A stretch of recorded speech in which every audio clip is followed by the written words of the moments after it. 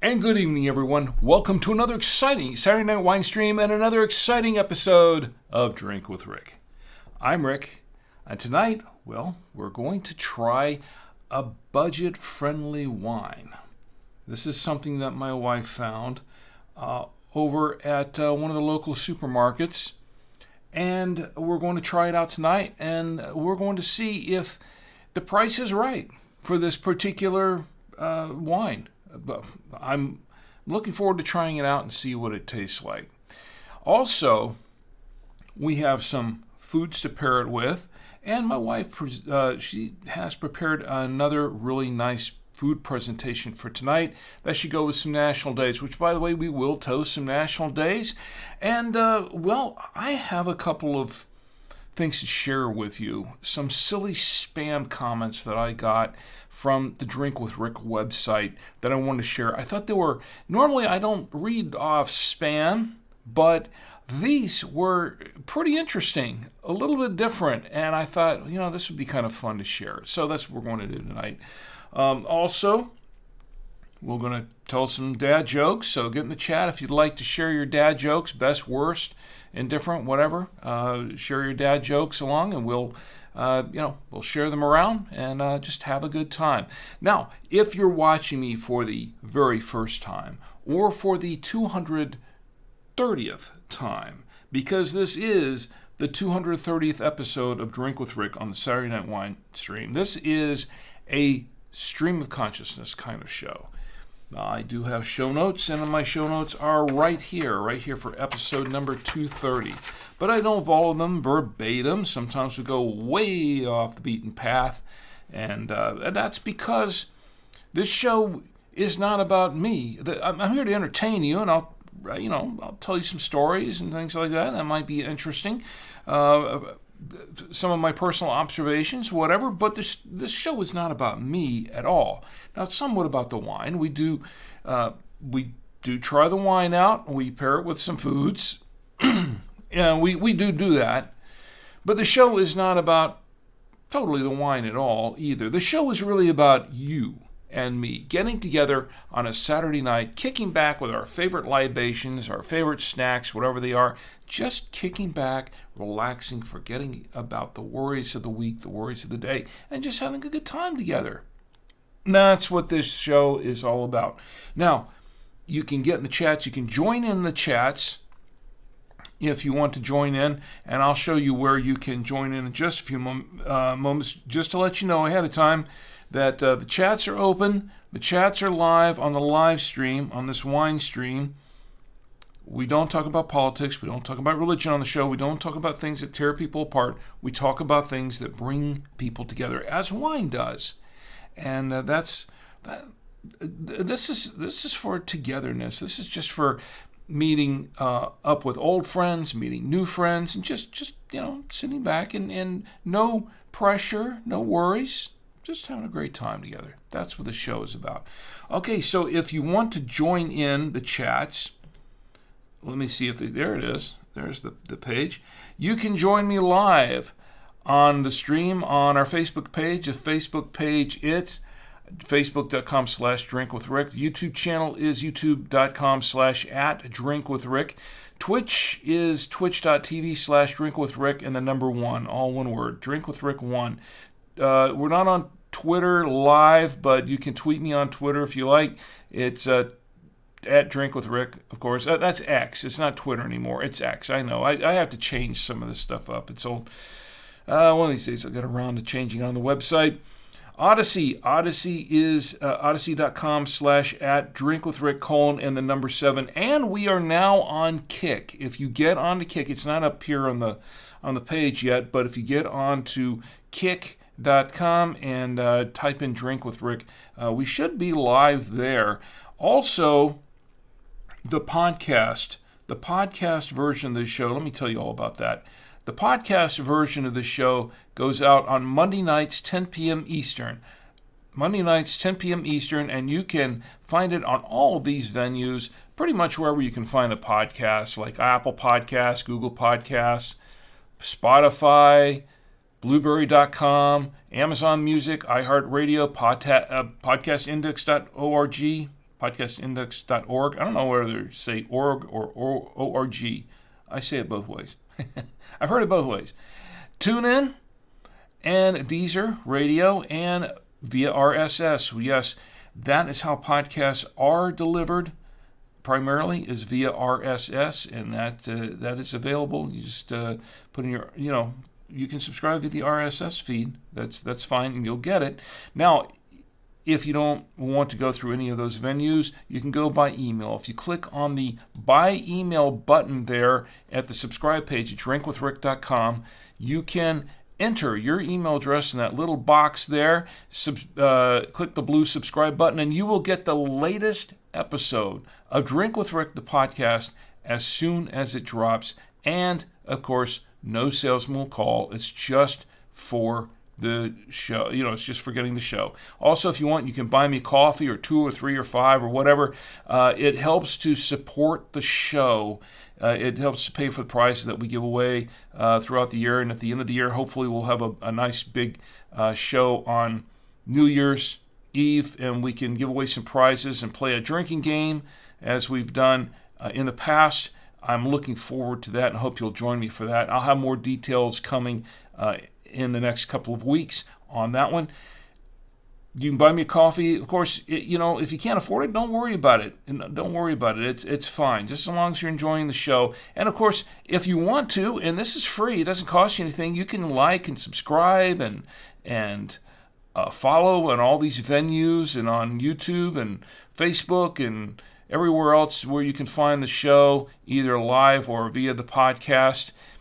You can do that in all those venues, and it doesn't cost you a thing, just a little click of the mouse. That's pretty much all it is, and it would be much, much appreciated. Once again, there's no obligation, but you can do that if you like, and it would be very much appreciated. Also, we are live on the website at drinkwithrick.com. If you click on this episode, go to drinkwithrick.com, click on Saturday Night Winestream, click on tonight's episode that's going on right now. You'll get a little comment box down below. You can put your comments in the little box, and I will respond in kind. It won't be right away, but it will be eventually, and I will read them on the show. Of course, that's what we're doing with some of this. That's how I got some of the spam tonight. They left them in the comments, so this should be interesting. I want to read that later on. Anyway, that's what we've got going on there. Let's check the chats before we get any farther, because I really want to get into the wine and show you what we have tonight. Facebook, we are live going on. And Ross is in the chat on Facebook, and Ross says, "Hey, Rick Savoya," and hey, right back at you, Ross. I'm glad you're here. Please stick around. We're going to open up a bottle of wine, and I'm going to share some spam. Some funny spam. This is really interesting that I've got off the website. And we're going to toast some national days. And boy, do we have some national days to toast this week. I hope you're doing well, Ross. Great to see you here, my friend. And I hope you'll stick around for a while. Also, on my lovely wife, she's in the chat on YouTube, and she says hello, and hello right back at you. Gee, I may need your help for re-identifying some of the stuff that you have set up in tonight's presentation. We've got folks in Twitch as well. What's up's in Twitch? And wow, what's up? It's been a while since I've seen you, but it's great that you're here tonight. I'm glad you're here. What's up says, "Hey Rick, it's been a minute. I don't think I've had a chance to watch since my son was born." By the way, once again, congratulations on the birth of your son. And I remember we toasted his approaching birth, and I think when he was born too. I think we toasted him, and congratulations to you and your family, and I hope he's doing very well. I hope all of you are doing very well tonight. But please stick around. We're going to have some fun tonight. What's Up says he's been very colicky and still east every 2 hours, so it's been tough to do much of anything. I understand. I fully understand. I have two myself that I've raised along with my wife. She did most of the hard work. But I have spent many a night. I know exactly where you're coming from, and I feel for you, my friend, because that can be a little bit tough. Long nights up with a child with colic, and with other ailments and distresses and things like that. And yeah, it can be taxing for sure. But I hope he's doing well. I hope their family's doing well. What's Up says also says, but he's behaving tonight, so I have you on in the background while we squeeze in some extra tummy time. Great. Well. Give him a hi there for me, and I hope he's doing well. And I sure don't. I don't want to stress him any further. But so probably best to keep me on the background and not show my face. Yeah, that's. Yeah. Anyway, I'm glad you're here. Thanks for joining me here tonight. And let's see, Odyssey, we have folks in Jaycon's in Odyssey. It's been a while there, Jaycon, but glad you're here tonight. Jaycon says, cheers, audio is good. I'm glad to hear that. See what I did there? But how are you doing, by the way? How have you been? And how's your week? How's your weekend going, I should say? How was your week? I'll tell you, it's mine was been pretty busy the last couple of weeks, and that's why I didn't do a show last week. Was a little under the weather, but I'm back, and I just need a little downtime for a weekend. Just the holidays and everything, and at work, it's just doing all the holiday promotions and things like that. It just there's a lot going on. It still is, actually, but we're here tonight. Let's see who else we have. And on Kick, we have Kick going on. We have viewers in Kick. Please jump in the chat and say hi and tell me how you're doing. Tell me what you're drinking or what you're not drinking or what you'd like to be drinking or what you would like to see me drinking. And if I can afford a bottle of it, I'll see if I can pick one up and drink it as well, if I can afford it and if I can find it. That's been an issue. I've had many suggestions from folks over the years for wines and beers and ciders and all kinds of other beverages to try out. The thing is with that is that they're not always available in my area. So I hunt around. I really do put in the old college try, put in the effort to go find them. Some of them I find, and the ones that I have found I have reviewed on the show. Others I just can't get in my area. So, but anyway, those watching on Kick, please jump in, say hi in the chat, and tell me how are you doing. And it's good to see you here on the show. We've got folks all over the place. And Gugu is in the chat. Did I pronounce it correctly? Did I pronounce it correctly? So he is from France. So anyway, that's Ross says, how do you like Kick? Haven't tried it yet. Kick is, I'm kind of new to it myself. As a matter of fact, it was Thanksgiving. It was during Thanksgiving. I thought, well, that would be a good time to launch on Kick.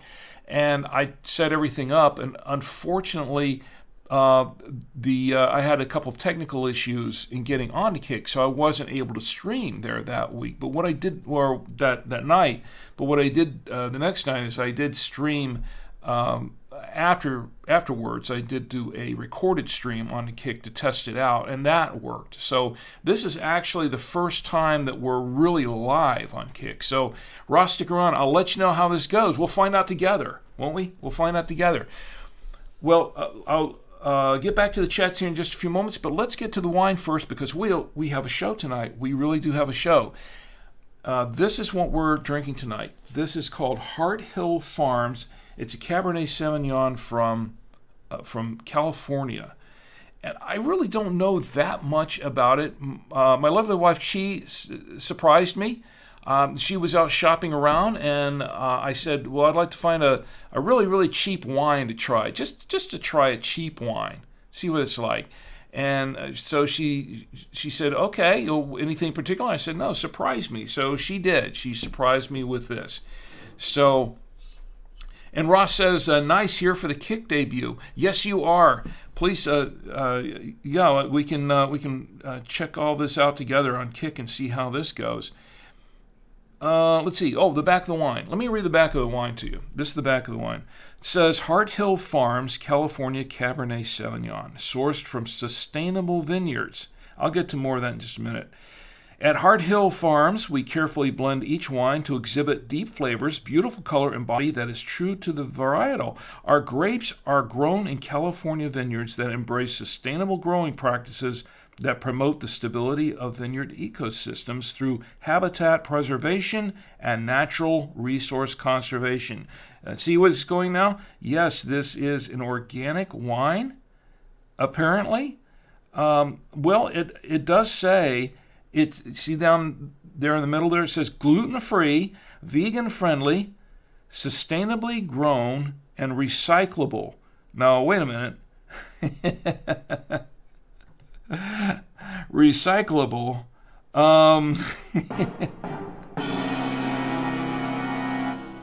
I don't know if that means that the wine is recyclable or the bottle is recyclable or what, but it does say recyclable there, doesn't it? It says per 5 fluid ounces, average analysis. Wow, now they give a caloric count here too. Look at this. Calories 120. For those of you who can see, I'll read for those in the podcast who can't see this. Calories 120, carbohydrates 5 grams, protein 0 grams, and fat 0 grams. Oh, great. This won't add to my weight, will it? Theoretically speaking, it won't. Well, let's see. It's vented and bottled by HartHill Farms Vineyards, Livermore and is it Ripon, California? I don't know. I live in Ripon. I don't live in California, so I don't know how to pronounce some of these town names. Contains sulfites, as all wines do. Alcohol is 13.5% by volume, and wow, and in Maine and Iowa they have it looks like they have a deposit. 15% deposit and a 5% deposit. Oh, wow. How about that? Well, I read everything on here, didn't I? Well, the only thing that I didn't get, the only information I didn't get from this wine bottle was the year that it was vented. Because as far as I can tell, as you can see there isn't one. Not that I could tell, there isn't one. So that's really interesting. I did look this up. I did do the research, and we'll go through that in just a few minutes. But before we do it, let's go ahead and I guess I don't need my foil cutter here. I can just peel this off. And we'll just go ahead and open the bottle of wine before we get too much further into the weeds. Excuse me, Bill. Let me get Roadkill Bill's down here. He's waiting for his turn. Oh, I still have the cork from last time. Forgot to take that out, didn't I? All right. I don't know where that went. Find out later, probably. Okay, let's get this on the bottle, and we're going to go ahead and uncork, or as I like to say, decork the wine. It's one of those synthetic. Well, I'll put this down here so I can catch it next week. All right, and of course we have the aerator, and let's see if there's any displacement here. There was quite a bit in the last bottle that we opened up a couple of weeks ago. All right, looks like it's in gear. No displacement. All right, and to hold the grape nectar, I have my genuine Galway Irish crystal glass given to me by my employers at buy2wayradios.com. And to hold the glass, I have my genuine Drink with Rick coaster. Genuine Drink with Rick coaster. By the way, anybody here doesn't have, I've got a few of these here. Anybody here doesn't have a pair of these, let me know.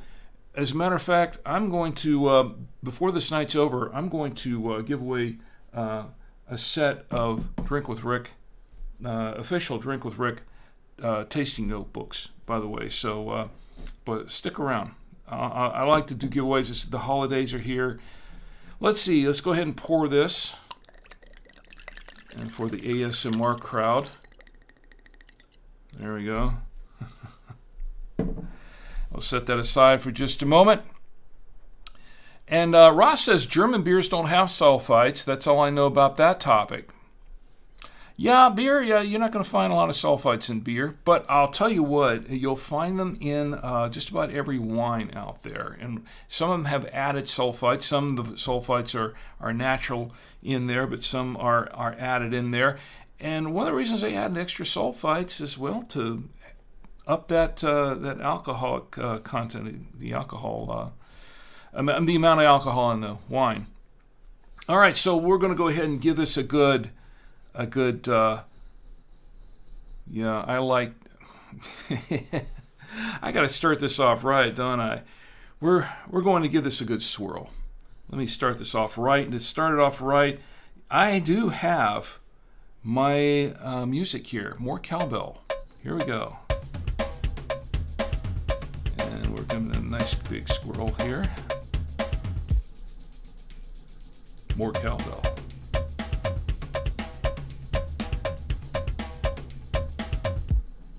All right.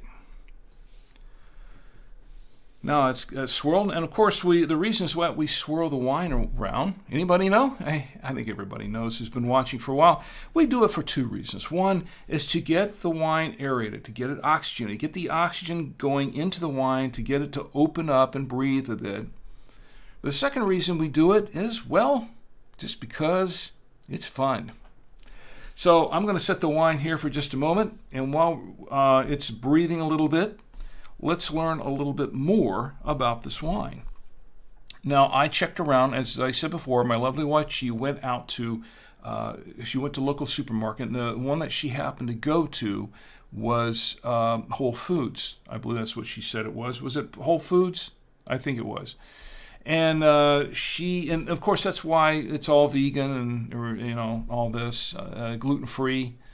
And she went out and purchased this wine because I asked her for something really, really cheap that I thought might be interesting to try out and see if it's any bit as good as the other wines that we try that are in the $8 to $10 to $15 bottle range or higher. Well, she did find this. She brought it home, and surprisingly enough, when I did a search for this online, and I actually went to a couple places. I did go to Wine Searcher, and they had it in a couple places, but Wine Searcher had a price of about between $12.99 and $35, and I thought, well, that's really weird because this is not what my wife paid for this bottle of wine at all. That's not what we were expecting at all. I went to another site called Wine Online. It's called Wine Online or wineonlinedelivery.com, and they have it listed here too. The Cabernet Sauvignon, certified, and they have it as certified green, grapes sourced from sustainable vineyards. They have it listed for $34.89 for a 750 milliliter bottle, and there's a strike through. It was $45.89. They've got a strike through there on their website to $34.89. I thought, wow, that's really weird as well. I don't really get that at all. Yeah, Wine Searcher has it for $34 now, $34.89. Wine Online Delivery from Florida. Ships to North Carolina, where I am. But and they have the Cask Cartel in Georgia. For what? For a bottle? So I kid you not. It says here, Cask Cartel in Georgia. Oh, that's the Chardonnay. Excuse me, that's the Chardonnay. Okay, these last two that were the Chardonnay, the $34.89. But the other one, the one that I went what on was $98.99. And this is all excluding sales tax. Okay, I gotta close it. Okay, that's Wine Searcher. I don't know. I don't get that at all. Now I went to Vivino. Vivino has it listed starting around $5.79. and they give it a 3.1 stars out of 350 ratings across all of the different vintages. Once again, I don't know what year this is. I kind of assumed it might be 2021 or 2022, but I don't really know because it's not printed on, at least not anywhere that I could tell, unless it's on the cork somewhere. But $5.79 sounds a little bit more reasonable. Now, I'll tell you, I do not have the receipt. Normally, I have the receipts for these things here. This is not for that. My wife told me, and I had to verify with her again tonight. My wife told me what she paid for this bottle. She paid $5.20. $5.20. Now, I don't think that was with the tax included. That was excluding tax, but she paid $5.20 for this bottle. So we'll see. Let's go ahead and taste it here. But let me do this before I get into the tasting of the wine. Let's get back to the chat for a moment or two. And Ross, you do like German beers, right? That's your favorite? German beers. And Where is Sid is in the chat. Great to see you, Where is Sid, tonight. And Astro Jaeger is in the chat as well. Where is Sid says, hi, Rick, good to see you, and good to see you too. How have you been, Where is Sid? And Astro Jaeger is in the chat. And Astro asks, what should be the first ever bottle of wine I buy, in your own opinion, since you seem very educated? Well, yeah, that's a tall question there, because it kind of depends on a couple things. One, it depends on what wines are available in your area, and second, it depends if this is your first ever bottle of wine. It depends on whatever you prefer. When my daughter turned 21, and I did this for my son as well. When my daughter turned 21, I bought a bottle of red and a bottle of white. And I didn't buy the rosé. I don't know why, but I didn't.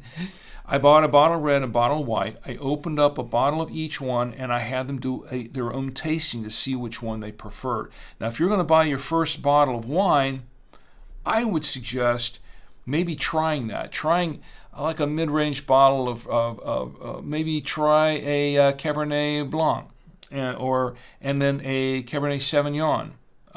It's kind of like this one. You don't have to go super expensive on any of it. Just find, a bottle of red, a bottle of white. That sounds like a song, doesn't it? Yeah. Yeah, Oh, yeah.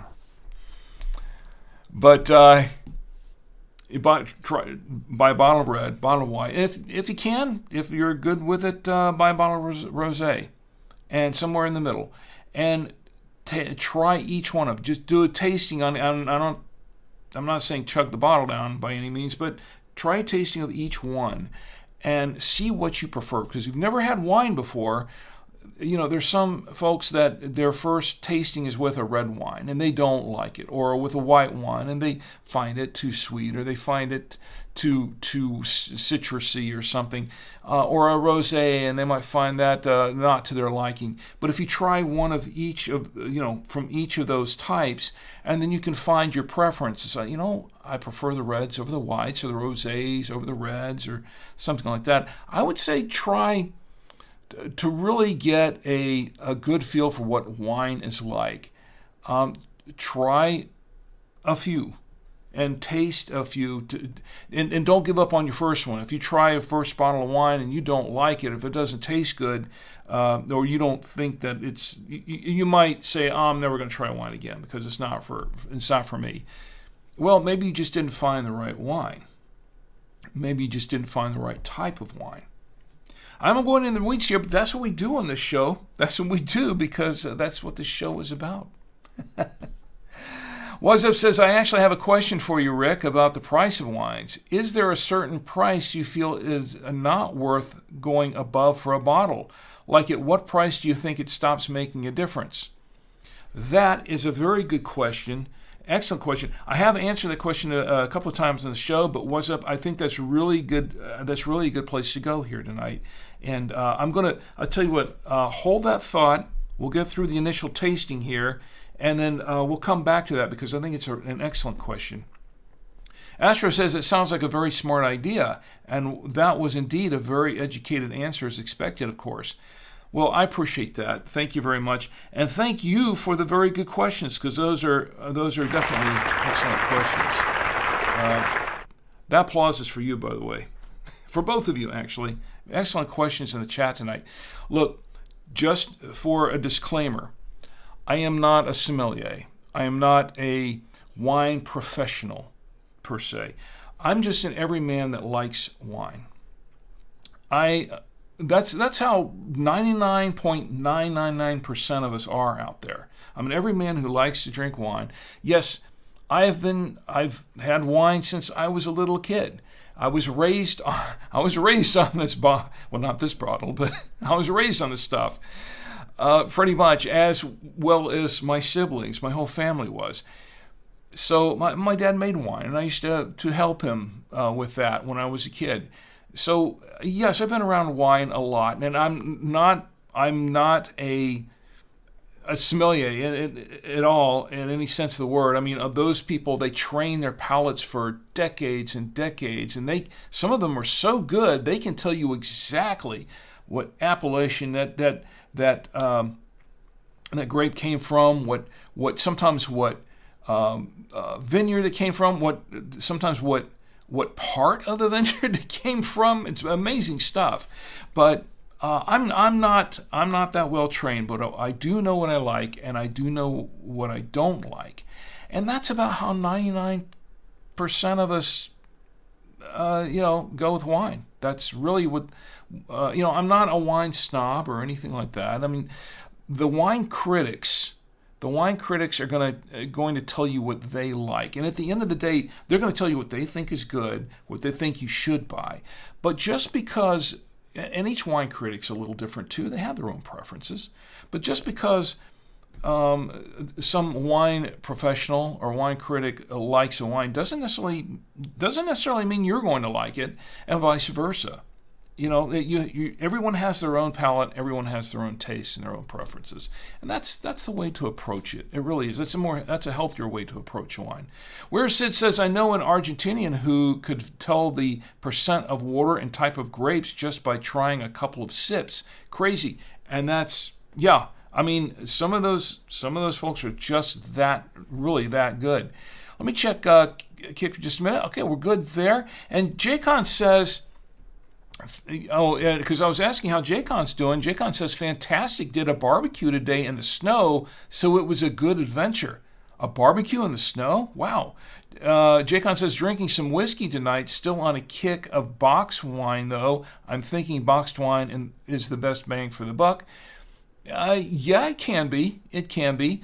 And Jaycon says, aren't all wines gluten-free and vegan? Actually, yes, pretty much. Yeah, for the most part, they are. That is true. I didn't have a good. I was looking for a good. Oh, wait a minute. I've got something for that. No, I don't. Okay. Well, anyway. Yes, you're right. I mean, you're right to a point, because sometimes they put things in the wine.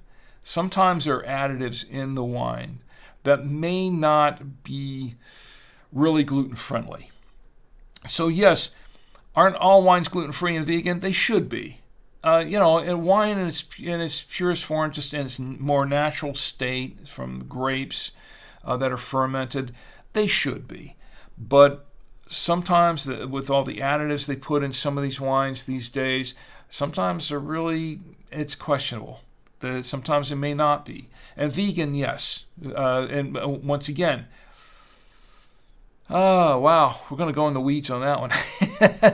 That is a topic for the whole show, actually. It really is. But Jaycon, y'all are asking some great questions tonight. You really are.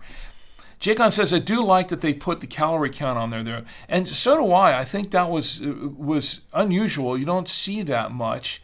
But it's really kind of unusual that they would. And Astro says, an Argentinian sounds like a superhuman. That's unbelievably interesting. Well, I'll tell you what, I've let this sit for long enough. Let me give this wine a taste so we can go on with the show. And let me see. Where's my drum roll, please? Yeah.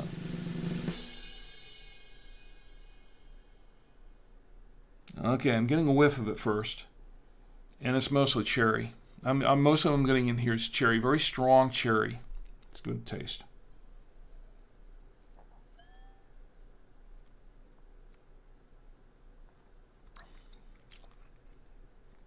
Okay, once again, very strong cherry. Interesting, it's a bit salty. Now, I did read some reviews on this wine before where there were some reviewers are saying that, this wine tastes kind of salty. And I was thinking, nah, I don't. But you know what? It does. This wine tastes kind of salty. I don't. That's interesting. Let's have a little bit more of this and try it out. It is kind of smoky, too. Very, very smoky.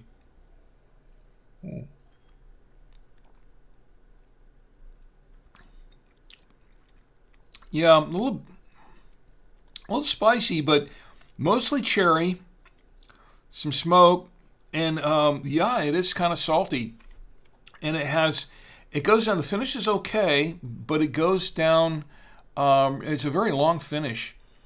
And it's a little bit sweeter than I thought it would be. A little bit sweeter. It's supposed to be very, very dry wine, and cabs are generally fairly dry. This is still dry, but it has a twinge of sweetness, especially in the back of the throat, that I really wasn't expecting. There are some tannins here. The tannins are really not that smooth. They're pretty strong, but they're not that smooth. And it's a fairly bold wine. It is a fairly bold one. This, for $5, I don't know. I'll have to let it open up a little more, and I'll have to try a little bit more. And as I say, you really don't know what a wine is like until you get down into the bottle. I don't know if I want to get too far down into this one tonight, to be honest. But we do have some foods to pair it with, and they're getting cold over here. So before I go back to the chats, let me show you what we have to pair it with tonight. This is what we have to pair it with tonight. I know it's a shot looking down. It's on camera 3. What we have here tonight to pair it with is, this right here, I'm going to tell you all about that in a few minutes. But what we have here to pair it with right now is, looks like some chicken parmesan. Yeah, they're all leftovers. They're always leftovers. Chicken parmesan, and we have the Trader Joe's Double Cream Gouda, which we've never had a miss on during the show. And then we have this. This is the creamy Toscana with Syrah that we've had on the show a number of times. So let me go ahead and try it. Let's try. I've got a fork here. Here we go. Here's a little bit of a fork. It's I don't know if I can get much of the chicken. I don't want to disturb this nice presentation here. Let me pull it around. I'll tell you about that in a minute. Hold on. Let me try a little bit of this. If I can get it on the fork. All right. We have to get a little chicken here too. There we go. A little bit of both. All right. Let's try this. What I don't drop on the desk. It's kind of cold. Let me clean that up. All right. Let's try it with this wine. This should go good with the cab.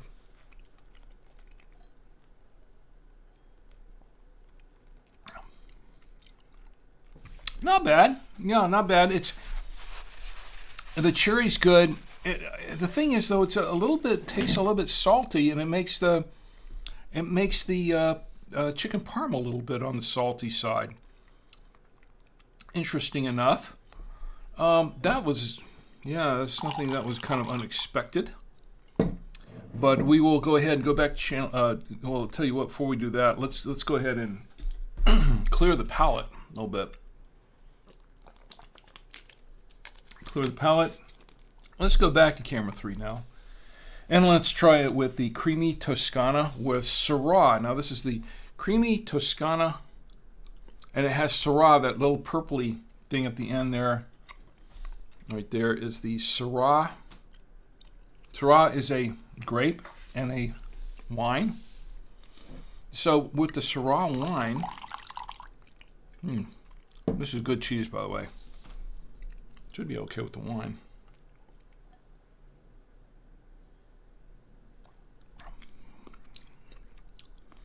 Not bad. Once again, not a bad pairing. I've had better wines with this cheese, to be honest. And once again, this thing's a little bit salty. I can't get over the salty flavor in this wine. It's not like it's loaded with salt or anything, but it does have a taste of salt in it, and that's something that I'm not used to getting in wines. That's very, very different. It's very different. All right, let me go ahead and clear the palate one more time. And let's go back to camera 3. And let's try this time with the Trader Joe's Double Cream Gouda. And once again,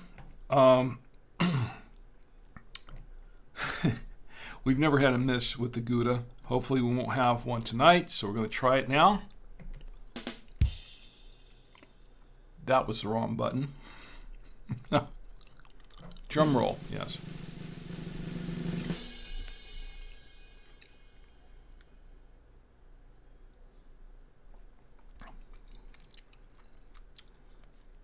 Okay, the Gouda brings out the sweetness, a little bit of sweetness in this wine. I said the wine was a little sweet, salty and sweet. It does bring out the sweetness of it a little bit more. But the Gouda works good. I like the Gouda pairing with this wine. That's pretty decent. It's just, once again, I think it's the Gouda that's kind of helping the wine more than the wine helping the Gouda, to be honest. So, and that's what we've got there. Now, I want to go to the, we're going to do some toasting in the National Days. I hope I can do this with the, if you see the top here of this is the presentation that my wife had prepared, and those are some dessert items. And we'll cover that in just a moment when we get to the National Days. But first, let's go back to the chat. Because tonight, on Facebook, we have a nice crowd here tonight. And Ross, how have you been? It's been a little while. Hope you're doing really, really well. And by the way, Ross, I don't think you've got a pair of these books yet, have you? Have you seen these? The Drink with Rick, the official Drink with Rick wine tasting notebook, and the official Drink with Rick beer tasting notebook. Okay, these are good. How about if I send you a pair of these? If you just send me a valid shipping address where I can ship it to you, just send me a valid shipping address for you, and I'll send you a pair of those. I think you'll enjoy those. And I'll give away some more before the show is over. We have other folks in here in the chat. Where Sid says,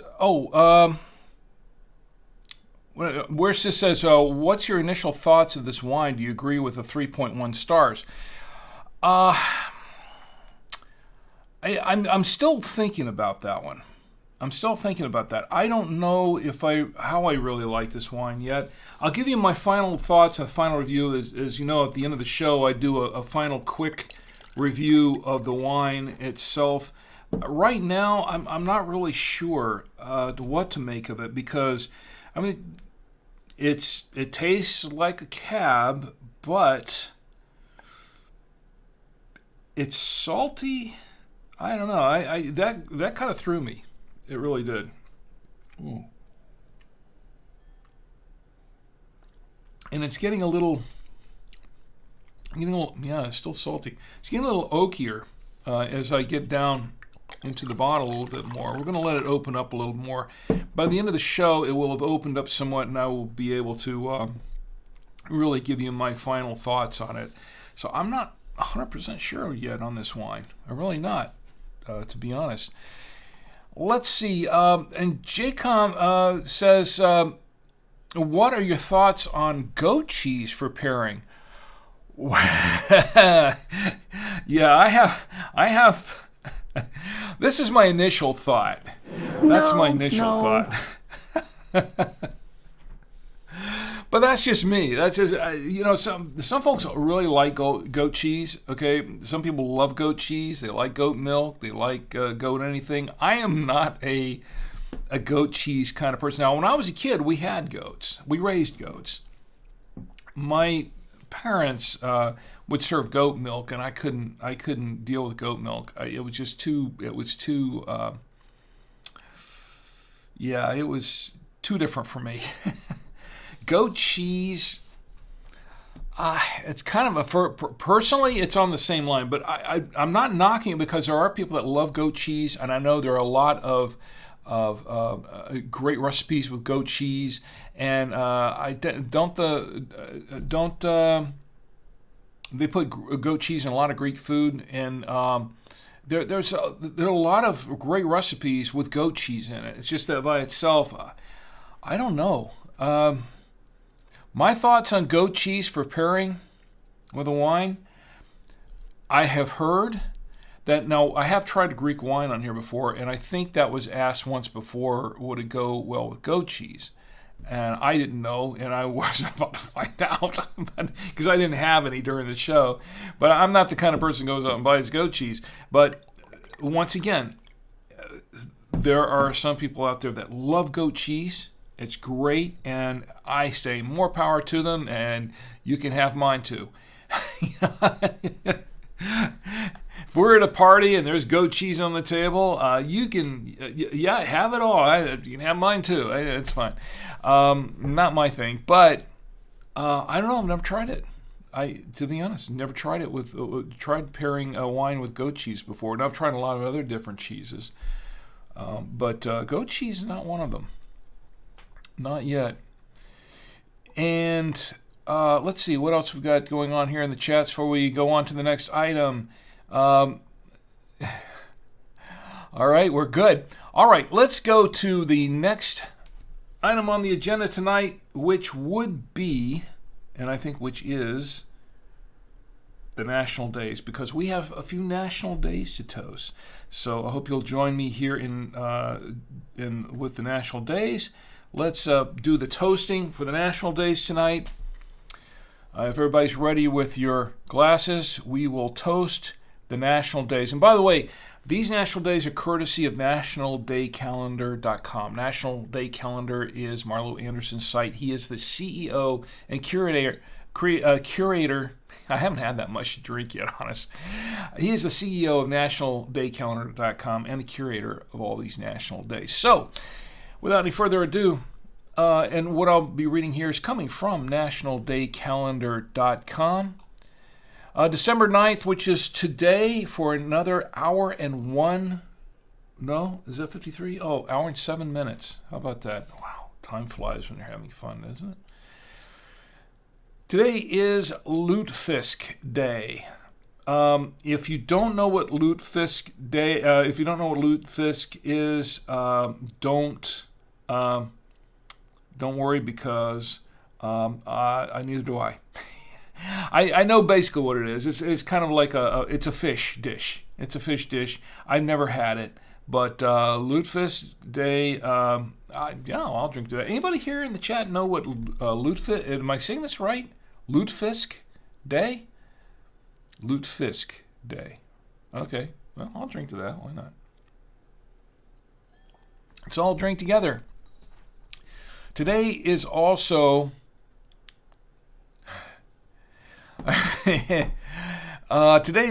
International Anti-Corruption Day.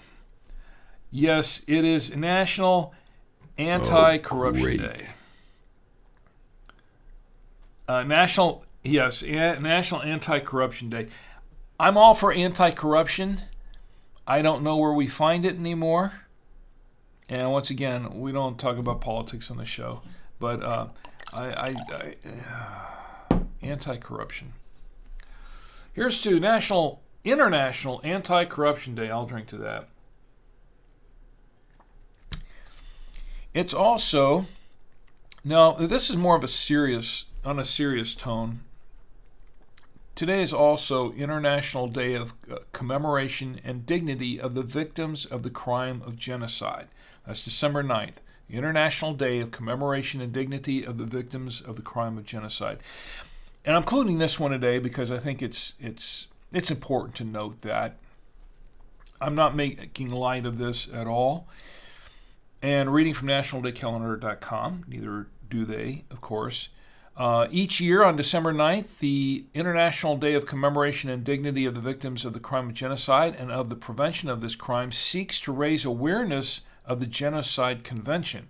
It's also a day to commemorate and honor the victims of genocide. Unfortunately, our history is tainted by people or organizations that have attempted to wipe out large groups of people. These groups of people have included entire races and nations.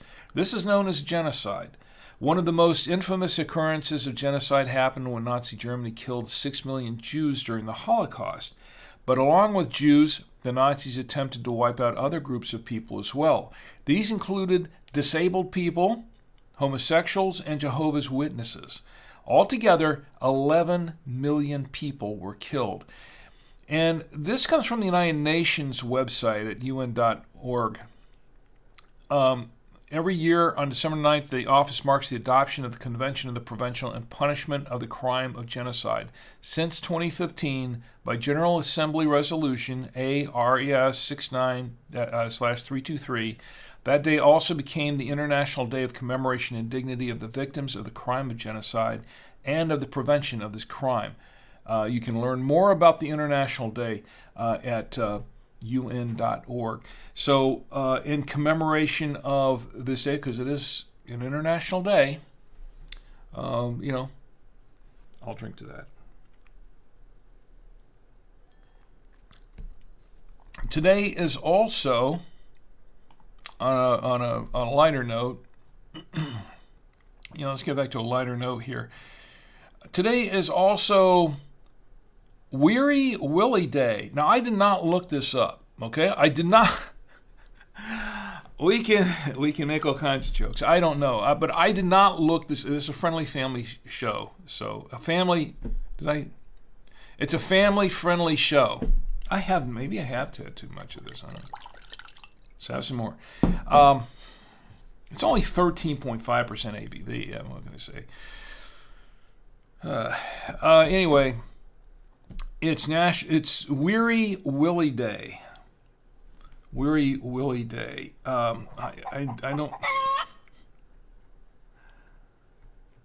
It's Weary Willie Day. Yes. I don't know what to say about that. I really don't. Okay, so here's the Weary Willie Day. They did free him at some point, didn't they? All right, enough of that. Okay, today is also, and this is why my lovely wife Chi has prepared this dish that's up on top. If you notice on the top here, let me give you a better shot of this because this is what we're looking at here. This is what we're looking at. This is from Straight On. This is a presentation of it's two things actually. One of them, the big item there with all of the fruits and the pastries, those are all little mini pastries sticking out. This is in honor of National Pastry Day. That's right, folks. It is National Pastry Day. It sure is. I know you can talk amongst yourselves all you want on that, but today is National Pastry Day. So in honor of National Pastry Day, go back to this for a minute. Let's see what we have here. What we have here, we have some, this is a photograph so I can't point at it with my fingers. It's all cinnamon apple. By the way, everything on that presentation is edible. Everything there is edible. She has some pastries in there. She has some looks like some mini pancake things and pastries, and then she has a couple of strawberries. So I think there's a chocolate covered strawberry, and there's something called a white strawberry. I think that's what it is. This is very interesting. Go ahead, camera 3. That's this white. Let me pick this up and show it to you. It's really, really interesting. A white strawberry. I had never seen a white strawberry before, but everything on here is edible. Look at this. It's true. It looks like they bleached it or something. But this is a white strawberry. And my daughter pointed out that this is kind of the reverse. It's like a negative of a strawberry, because normally strawberry is red and it has white seeds. This is white with red seeds. Now, that's very interesting. I don't know. I haven't tried one. I wonder what it tastes. Well, I guess I'm not going to try that one. It fell on the table. This table isn't that clean. This desk isn't that clean. I'll try it later. Anyway, but it's a nice presentation, and this is for National Pastry Day. And where's my, I'm on the wrong, there we go.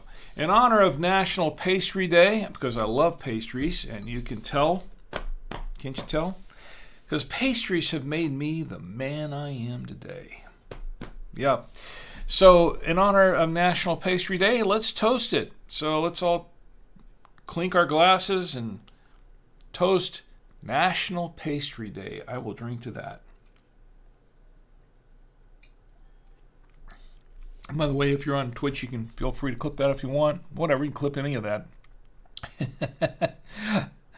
And where Sid says, let me go back here because I sorry, but I kind of got off on a tangent here, so I haven't have to scroll back up to the chat. There we go. Jaycon says lutefisk is salted cod. So is it pronounced? Excuse me. Is it pronounced lutefisk? Lutefisk? Salted cod. So that's what that is, salted cod. That's probably why I've never had it. Salted cod. I like cod. I like codfish. Jikon says maybe you should pair some lutefisk with a white wine someday. You would need to wash it several times to get the salt off, but it is a good salty snack that stores well. I didn't know that. See, I'm learning something on the show. Let me back off for just a second here. No, that's really good information, Jaycon, and I should probably pair some lutefisk with white wine. I should try it sometime. It's salted cod, huh? I'll have to check that out. Thanks, I appreciate the tip on that. Jaycon says yes, it's lutefisk. Let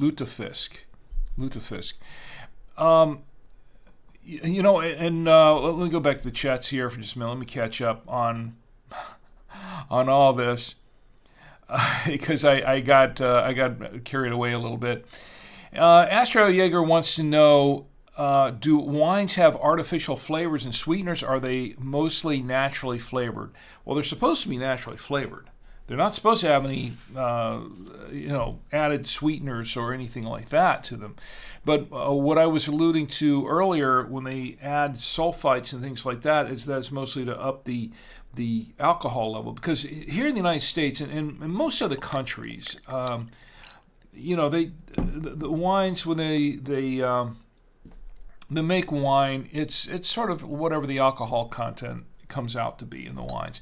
Here in the United States, it's interesting because a lot of people like higher wines with higher alcohol content in them. It's just a thing in the States, apparently. So a lot of vintners will add sulfites and add other things to the wine to kind of raise that alcohol content because it's something that a lot of Americans like. I can't see that's really a good thing, but it's basically what it is. And they will add other things too. That sometimes they'll add certain other things in there to do various things with the wine.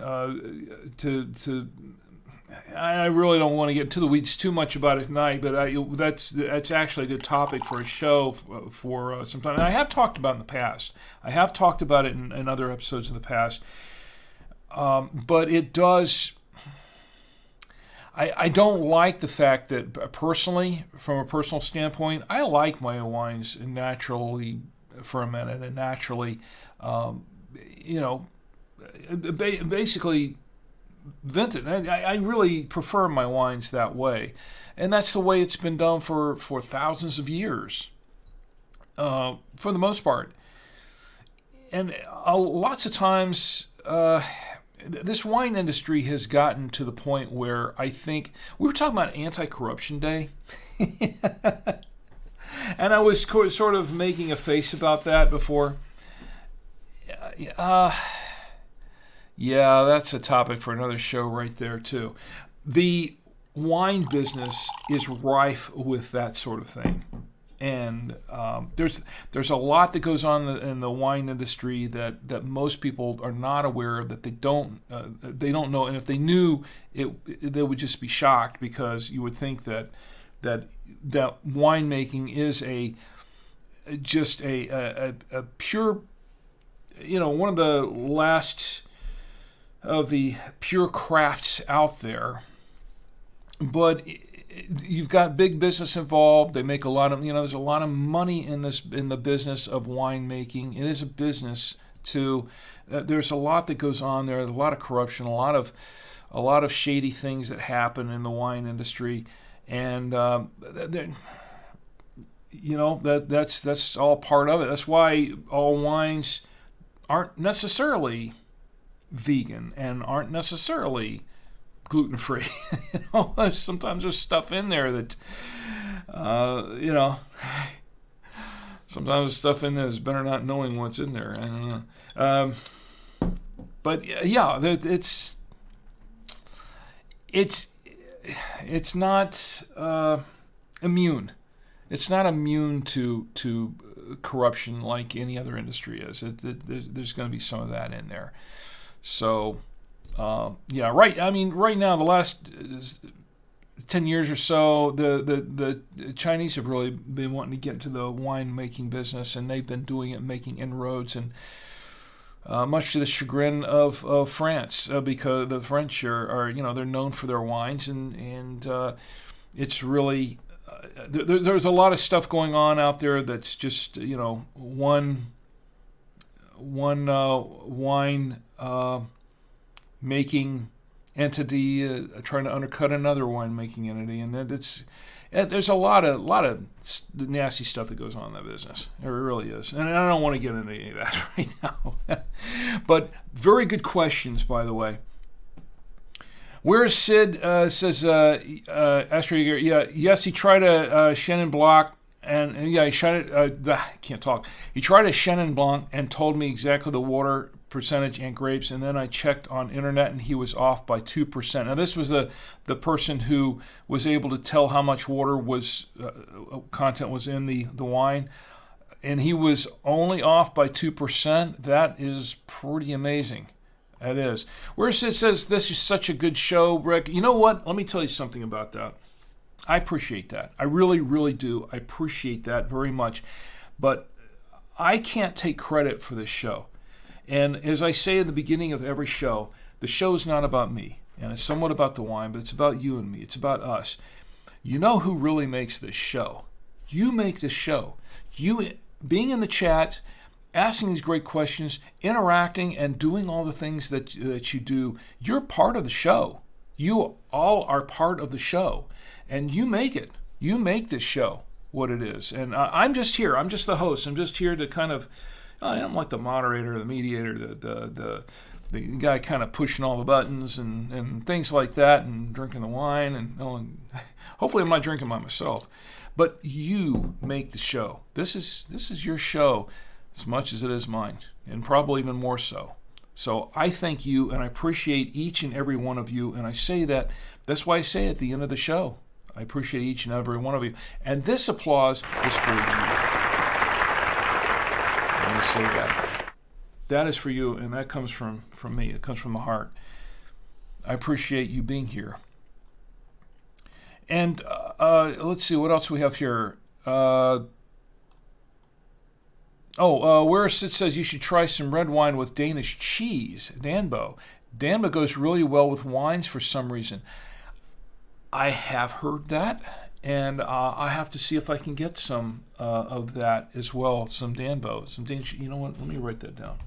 Hold on, let's stop the show for a second. I'm going to stop the show. I'm going to write this down. Where are my show notes for tonight? Here we go. Danbo. Yes, we should definitely try that. Let me see what I can find, and let's see if we can do that for the holidays, because I have a couple other surprises for the holidays too. Whereas it says, wow, hats off to your wife for supporting you so beautifully with such an amazing presentation of the pastries and the food. Cheers to that. You know what? I'm glad you mentioned that because I'm glad you mentioned that because I did forget to do this, and I do it on every show, and I forgot to do it, and I'm sorry for my lovely wife. She deserves a great round of applause for that. She does.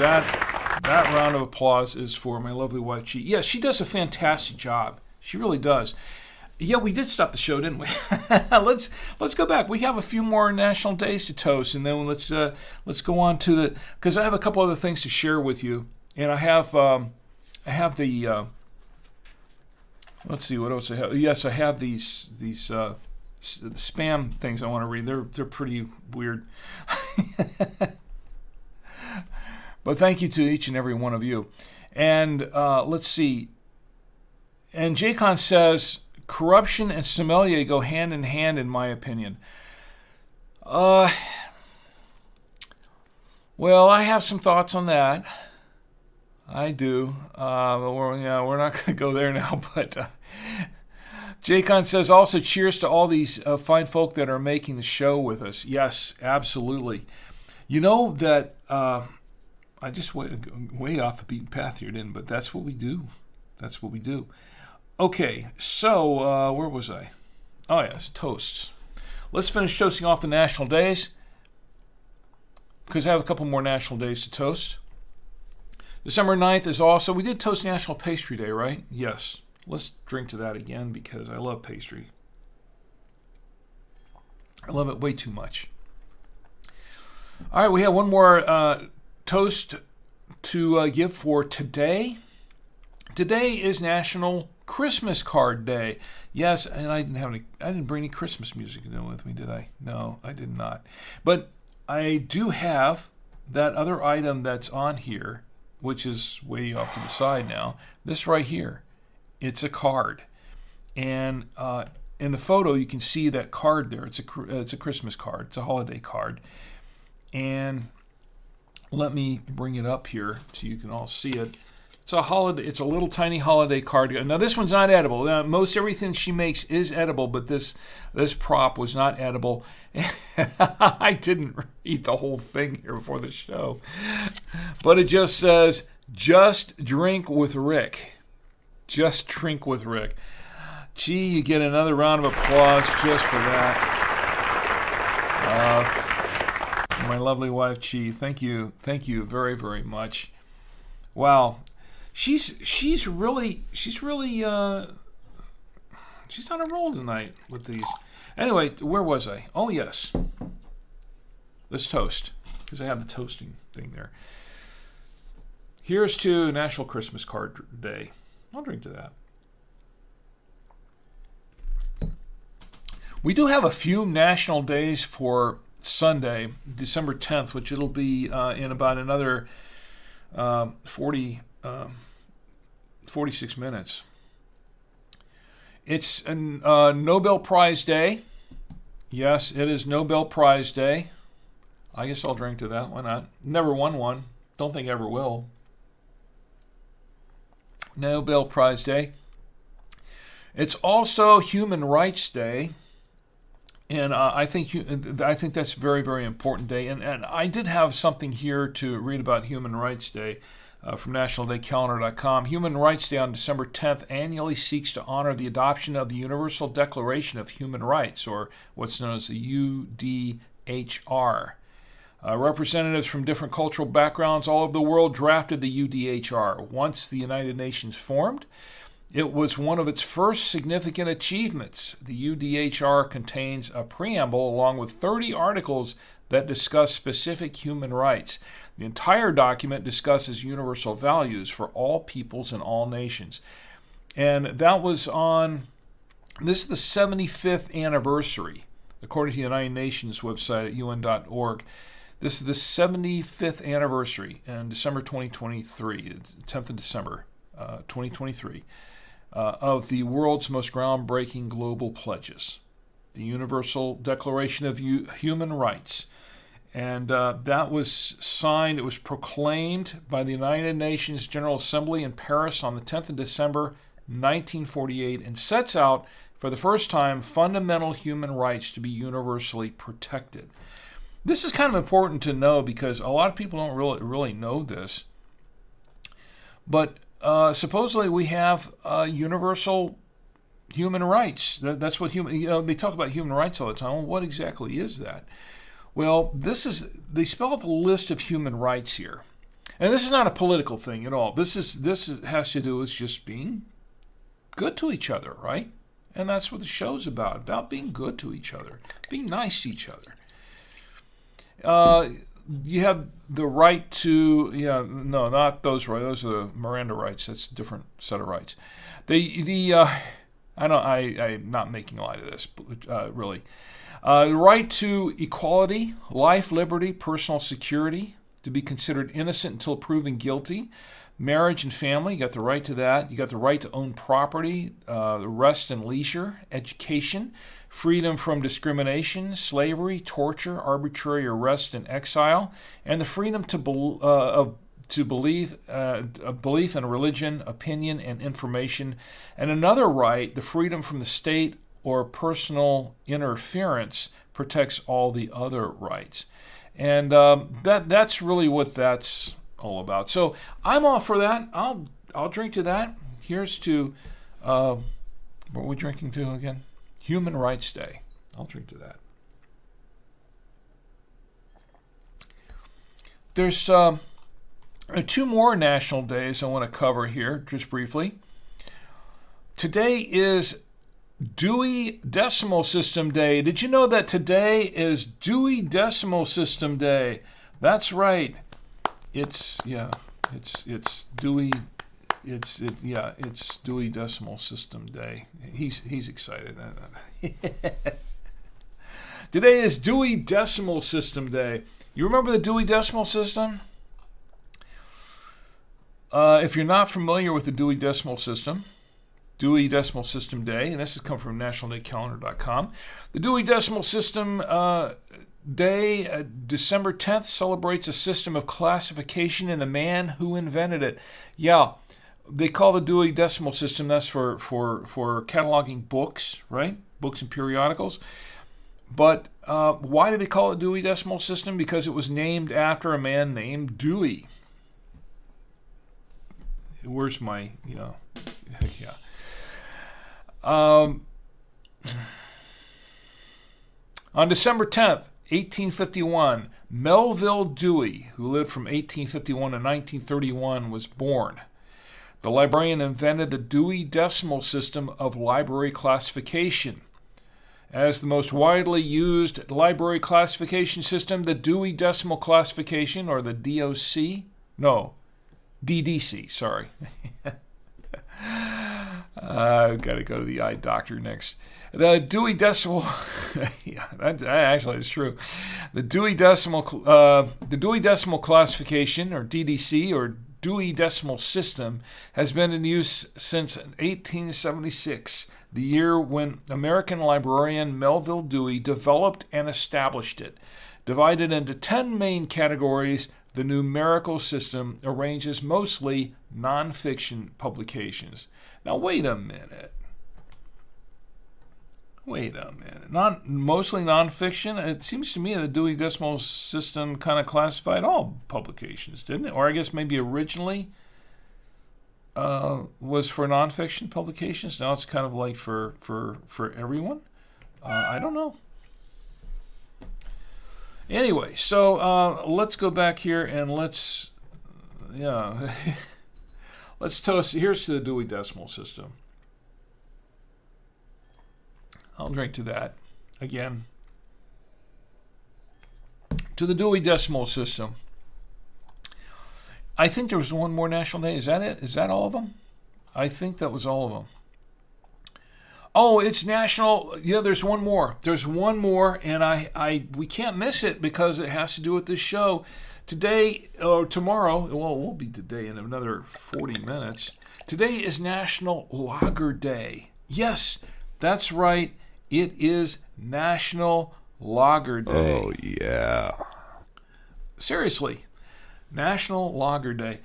I didn't have a lager. I have a couple of ales down here that I've been waiting to drink, but National Lager Day. If only I had a lager to drink. What's your favorite lager, by the way? Everybody in the chat, you like lagers? And if you do, what is your favorite lager? Here's the National Lager Day, by the way. Yeah, I'll drink to that. And Where Sid says, have you ever tried 2 wines in one show? Yes, I have. I have indeed tried 2 wines in one show, much to the chagrin of my wife, who had to deal with me after I drank the 2 wines in one show. I have. And yes, you go back, I don't remember which episode it was. There were a couple of episodes we reviewed a couple of wines. And by the way, that gets me up to the holiday shows, which starting next week, we're going to start working on all the holiday shows here. And I hope you'll join me for all of this because we're going to have a lot of fun there. Let me check here. Jaycon says, I don't want to derail the show, but it seems like you have some valuable thought to share on corruption and sommelier. May you talk about it, or should we just drop the subject? Well, I think that's probably a topic for another show. I think it's worth talking about. I absolutely think it's worth talking about. And a lot of it is personal conjecture more than anything else, and opinion. And I want to be very, very careful about that sort of thing, because they're my own opinions and personal conjecture. But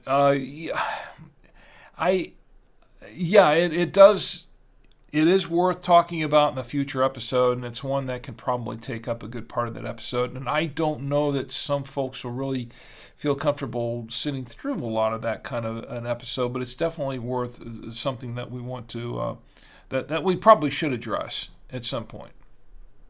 But I think we want to try to keep it light tonight, so we can do that though. But I really appreciate it, and I think that's a good idea. And I'll tell you what, I'll make a mental note to see if we can schedule that in a future episode. Maybe set aside a portion of that episode to discuss that. I think that would be a good idea.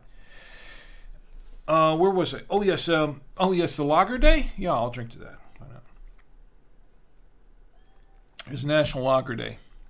I think with that we can. I think we're done with the national days. Once again, this is what we're drinking: the HartHill Farms Cabernet Sauvignon, grapes sourced from sustainable vineyards, and it is, well, it's all free of all kinds of stuff except alcohol. I'll tell you that much. 120 calories, 5 grams of carbohydrates, 0 grams of protein, 0 grams of fat. I'm sure there's plenty of sugars in here. Gluten-free, vegan-friendly, sustainably grown, and recyclable. And once again, I don't know if they're talking about the bottle or the wine. I don't know, but I can only surmise. Yeah. So, yeah, that's a recyclable, huh? Okay. All right. So, there were a couple of things I wanted to read off to you. Okay. As I mentioned before, if you go to the website and there is a comment box, let me see if I can pull that up here. This is pretty interesting. Let me go over here to the Drink with Rick webpage, drinkwithrick.com. Let me scroll up here and let's go to tonight's episode. Okay, this is what I'm talking about. Tonight's episode, Cabernet from California with silly spam and dad jokes. Now we're getting to the silly spam department. Okay, if you go down here and you'll see the comments and you can add a comment in the comment box, right? So we get comments. I get comments in here sometimes. Sometimes I get some very good comments. Sometimes I get spam. There's something else in here. Where is it? Oh, contact. There's the contact box. Okay, so we've got the contact box. And folks can contact me for various things, like I have a question, I have a comment, I have a wine recommendation, I want to be a sponsor. Yeah, I get most of my spammers from that. I want you to review my wine / product. Yeah, I got a lot of spam from that one too. Or other. I get a lot of spam from all of them. So anyway, let me get back to the camera here. There we go. Am I back? Yes.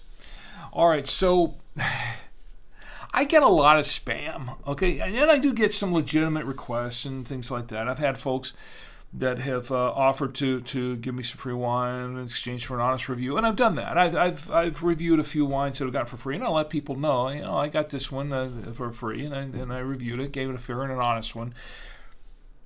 I've done some of that sort of thing, and then I've had people just asking questions or maybe suggestions for the show or whatever.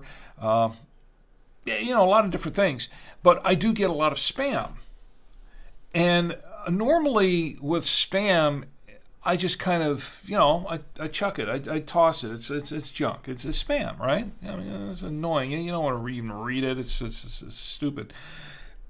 But every once in a while, I'll get one that makes me chuckle, or that kind of makes me shake my head and wonder what. And the thing is that within the last week or so, now last week I was off. Because we didn't do a show because I'd done 2 shows during the holidays, and then the Thanksgiving special, and then the one on Saturday the next night, or the next couple of nights. And I was a little burned out for the week, and I had all these promotions going on for work. I work for a company called By Two Way Radios, and I'm the product manager there. And this is our really busy time of the year where we're doing all of our year-end promotions, our holiday promotions and sales and things like that. And my son Tommy and I are busy doing all that stuff. So I was a little, I was pretty tired and wasn't feeling great. So I skipped last week just to kind of rest. I need a little bit of rest.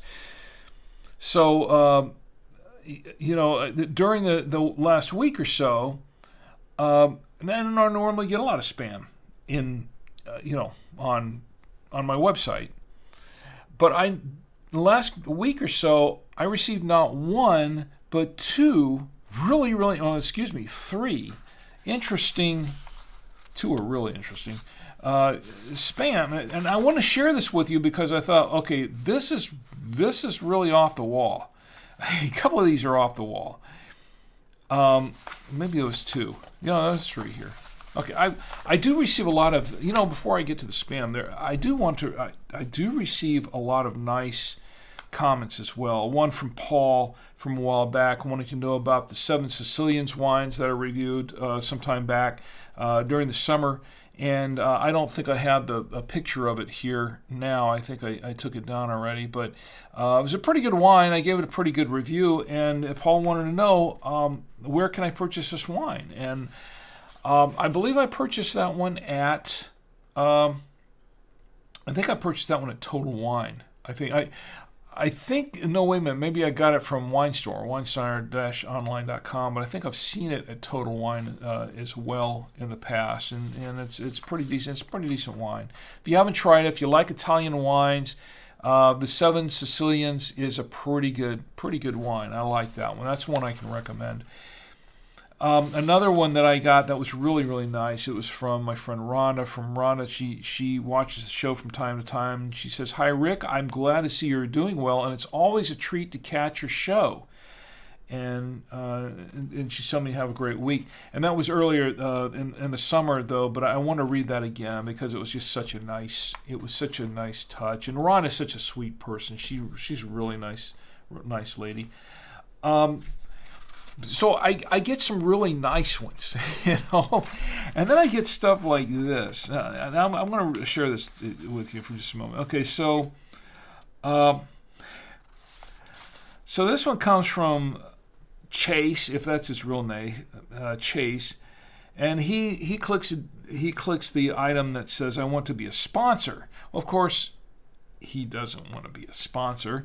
He says, where do I send this? Where do I send this?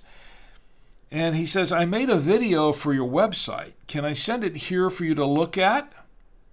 Respond with sure if this is a good place to send it. It's from Chase, right? Okay. Now, normally with spam, you'll get links. You'll get links with the spam. So you click on the link and go somewhere, or get hit with some malware or spyware or whateverware, and or lose everything in your bank account or whatever.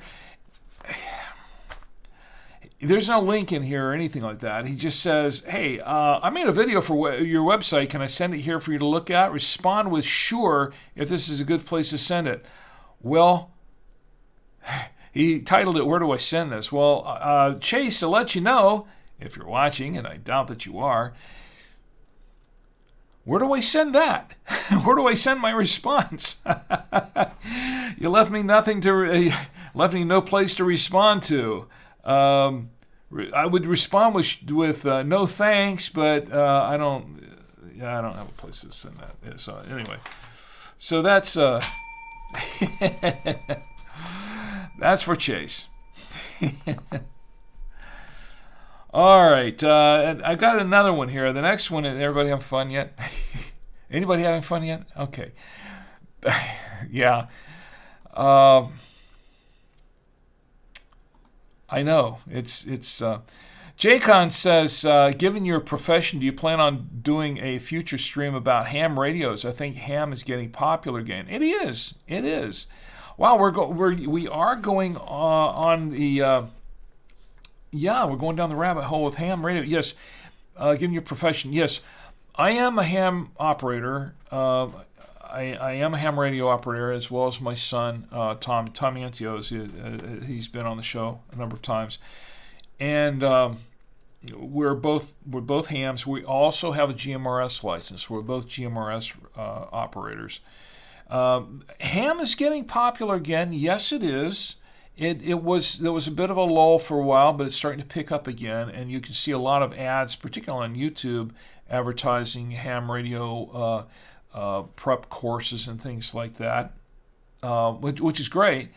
GMRS, for those who are not aware, that's the General Mobile Radio Service. That's another one that requires a license, but you don't have, unlike ham radio, which requires you to take a test. So you have to study and take a test. There are actually three levels, and a technician, general, and an extra that you have to take tests for.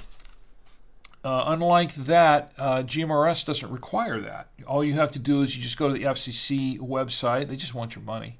They go to the FCC website and plunk down your $35 for a license, and you've got a license. The cool thing about GMRS licenses, I am going down a rabbit hole here. The cool thing, I've got a radio right here. This is a KG935G Plus. This is a really cool radio that we sell by twowayradios.com. We're having a sale going on some of these radios too, as a matter of fact. But GMRS doesn't require a license. You just go to the FCC website, give them your $35, you get a call sign. The cool thing about GMRS is that it's good for you. It's not just for you, but it's good for your entire family. And when I say your entire family, I mean your entire family. That one license covers you and your spouse and your kids and your grandkids and your aunts, uncles, cousins, pretty much extended family. It's really cool for $35, and it's for 10 years. That license is good for 10 years. You can go out and get that one license, and then you buy radios for everybody in your household, and they don't necessarily all have to live at home either, as long as they're related to you. And you can just use them all. It's really, really cool. I think GMRS, since they changed the rules in 2017 and lowered the license fees a couple of years ago, I think that was a big thing, is when they lowered the license fees, because they used to be a lot higher than that. And since they did that, it's just that the number of people getting GMRS licenses has just shot way up. And it is becoming more popular than ham, actually. It's going to pretty soon, and if it hasn't already, it's going to very soon surpass ham radio as the most popular consumer radio service out there. Did that? I hope that answered your question. That takes me down some rabbit holes. Okay, we've got a couple more of these here. Okay, so I received another one, not too long after that first one, and this was from Wayne, and Wayne clicked that little that little down arrow and went down to choose. I have a wine recommendation. So I was thinking, well, okay, you have a wine recommendation. No, you didn't. This is great. The title is "Your Truck is About to Get Towed Away." No, seriously, your truck is about to get towed away. And when I first thought this, the first thing that came to my head was,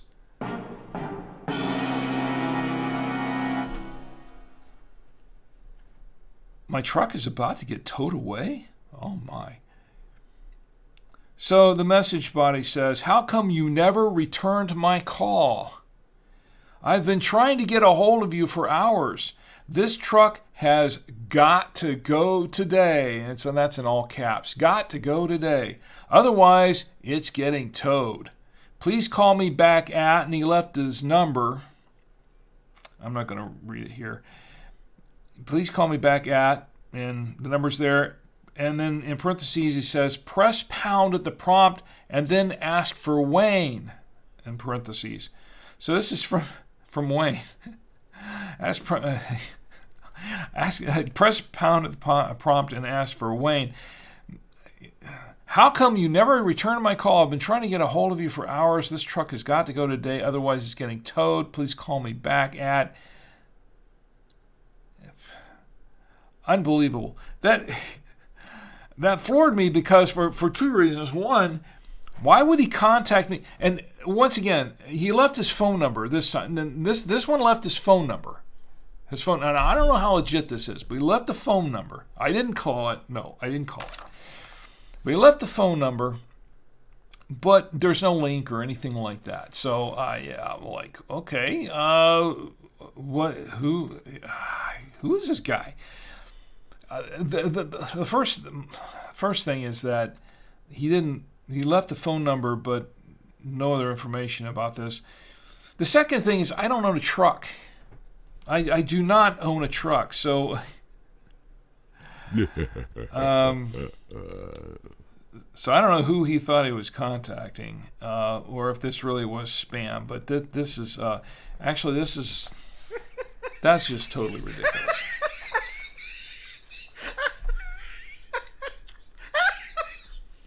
Yeah. This calls for more wine. No matter what kind of wine it is. Oh, boy.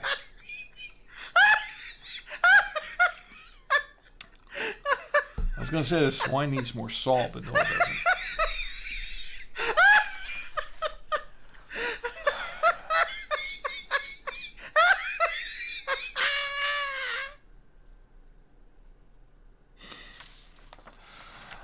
All right, Wayne. And the last one that I got here was just a few days after that. Well, 4 days after that. This came from Mike. And he chose, I want to be a sponsor, and then he typed in buyers. I want to be a sponsor, buyers. Okay, well, what does he want? Does he want to buy some he wants to buy some advertising on my show? Oh, great, because I generally don't sell advertising on the show, but I would like to start any time. That would be great. If he wants to be a sponsor, that would be fantastic. Yeah. And here's what his message is. I have a list of buyers that want to work with your company, but I need a message to send them. Can you let me know what you think a good pitch would be? Also, if I get you some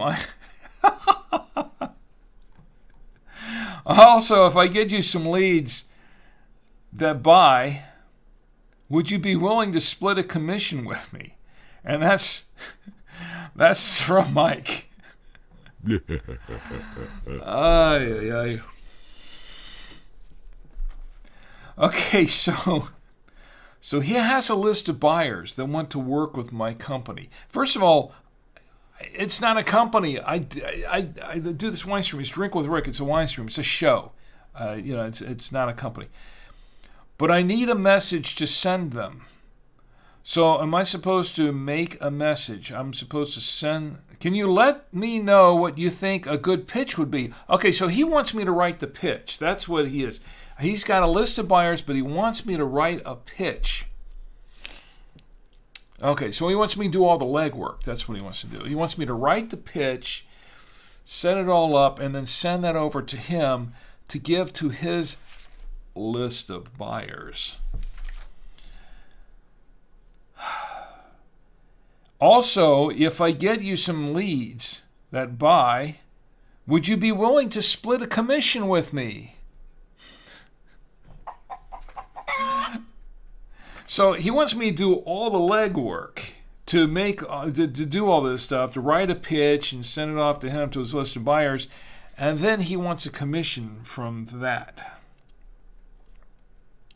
And once again, there's no link or anything in here. There's no link. It's just he's asked me a question. I don't know how to respond to this. I know how to respond to this. I know exactly how to respond to this. Oh, you naughty boy! That's how to respond to that. That's my mom, by the way. Oh, boy. And there you go. That's the kind of stuff I get on my website at drinkwithrick.com.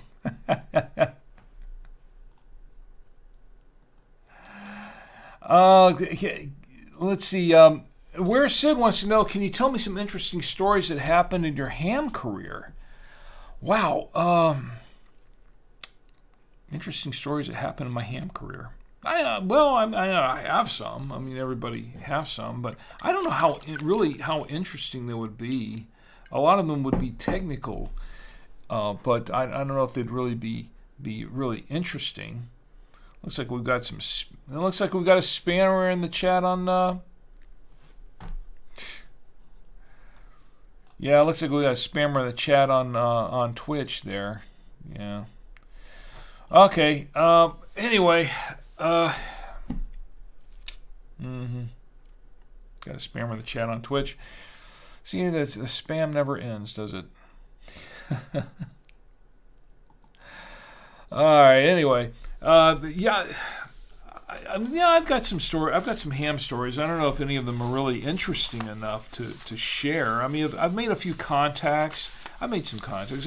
I tell you, mostly what I do these days with the ham is I don't really make many long-distance contacts. What I do with the ham stuff these days mostly is I get on some of the local nets. And what those are, we have I'm really going to the weeds on this one. We have, in our areas, we have some repeaters. And if you're not familiar with what a repeater system is, it's a means by which you can take your radio. Radio is really designed for, these two-way radios are designed for more like short-range communications, line-of-sight communications, as far as you can see. What a repeater does, it gives you the ability to, and they have them set up in various places all around the country and around the world, actually. It gives you the ability to be able to tune in to that station and essentially extend your range by repeating your signal. Like, for instance, if I wanted to contact somebody across the state, or say in the next state, like say in South Carolina, this wouldn't reach that far. It wouldn't. It would go a little far, a mile or two, whatever. But if I wanted to extend my reach, say 50, 60 miles, then I would contact, instead of going radio to radio to another person directly, I would contact them through a repeater, and the repeater would pick up the signal and then broadcast it out or repeat it out across a broader range to where the person on the other side maybe 50 miles away could receive it and return the call and talk to me. We could talk to each other. And there are repeater systems that are linked together. Actually, some repeater systems are linked together where you can essentially talk to people in several states away, or maybe across the country, and that's how that works. So I've been getting on these repeaters. They have some groups and some clubs, some radio clubs, ham radio clubs, if you will. Will have they'll have their network set up, and sometimes they'll have these nightly, what they call a nightly net, where they have a coordinated sort of a get-together on the radio, where you can call in and everybody can call in, and then you give your call sign, and they'll log your call signs, and then everybody gets a turn making comments or talking to each other and that sort of thing. Sometimes these nets are very, very regimented, where everybody just gets a turn to say something. Other times, some of the nets are really more free-for-alls, where everybody's just talking back and forth. It really runs the gamut. It does. But sometimes you get on these nets at night, local nets in my area, and we have some fun chatting around. And it can be a lot of fun. Ham radio can be a lot of fun. And same thing with GMRS. GMRS, they have the same thing. They have repeaters, and you can get on local nets, and you can get on and talk to other people on the repeater pretty much 24/7. Lots of fun there. It really is, and it's a great way to meet some people, and it's a great way to It's also, when you're using it as a utility, for utility reasons, to be able to contact, like say, for instance, my son is working in Rock Hill, and I'm at home here. I can contact him through the repeater, and we can talk back and forth that way. So it's a very practical way to communicate. It's instant communications too. It's not like a cell phone where you have to dial the number up or that sort of thing. It's just instant. You push the button, and you're talking to them right away. Pretty cool stuff. Great stuff. Let's see. Did I answer that? Yeah. Where it says hi spammer. Yeah, I don't have it. None of my mods are here tonight, so it's yeah, that's how it goes. Let's see. Let's check Kick, because we have folks watching Kick. Dad jokes. I almost forgot. Jaycon, thanks for reminding me, because we have a few dad jokes. Let's tell some dad jokes. By the way, everybody, get in the chats with your dad jokes. If you have some dad jokes, bad, good, indifferent, and otherwise, your best, your worst dad jokes, I'll give out I'll give out a book or two, or maybe something else for the best and the worst. We'll tell a few dad jokes here for a few minutes, and we've got some time. We've got time. Sure. My wife is shaking her head. I can hear her shaking her head in the next room. You said it was going to be a short show. No. But, let's tell some dad jokes. I have a few. And I've got them right here, as a matter of fact. Let me scroll down here a little bit. Yes. I'm not going to... I read that one before. It's no good.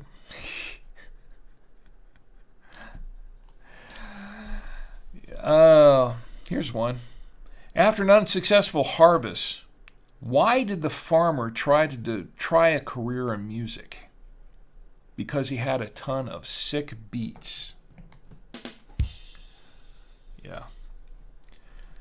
I only seem to get sick on the weekdays. I must have a weekend immune system. Yeah, they're bad. I didn't say they were good dad jokes. I didn't.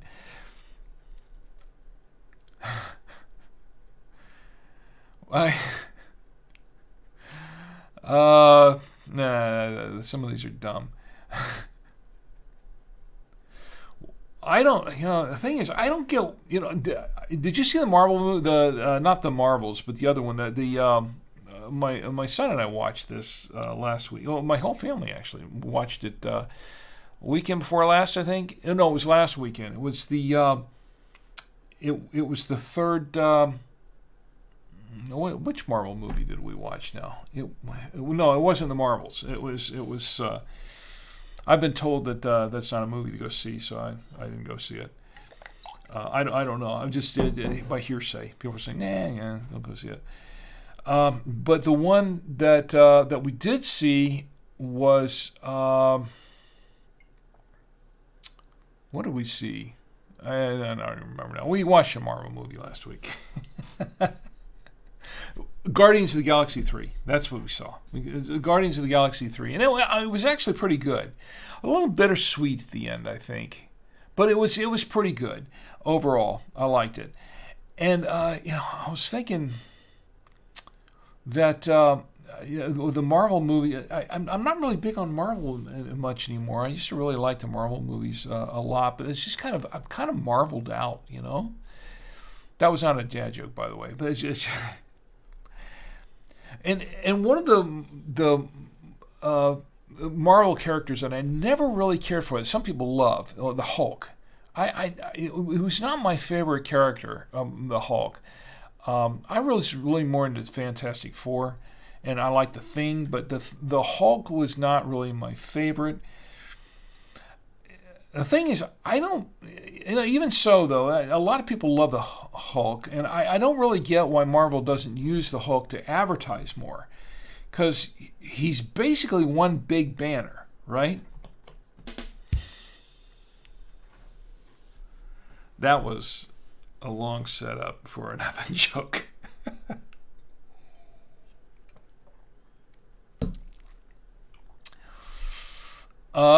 Yeah.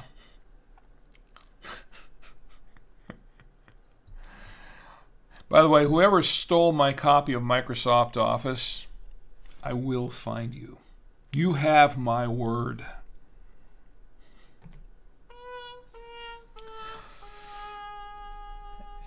Have you heard about the new corduroy pillows? They're making headlines. If a pig loses its voice, does it become disgruntled? I don't know.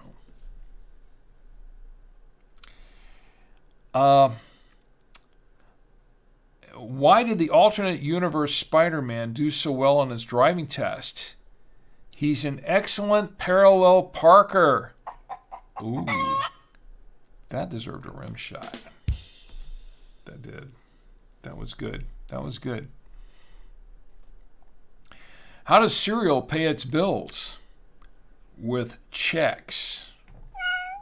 Yeah. That was kind of dumb, actually. Have you heard about the restaurant on the moon, by the way? It's great food. Just no atmosphere.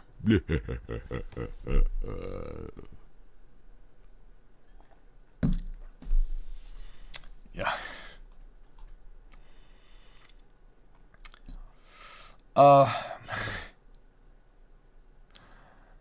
Some of these are just too dumb.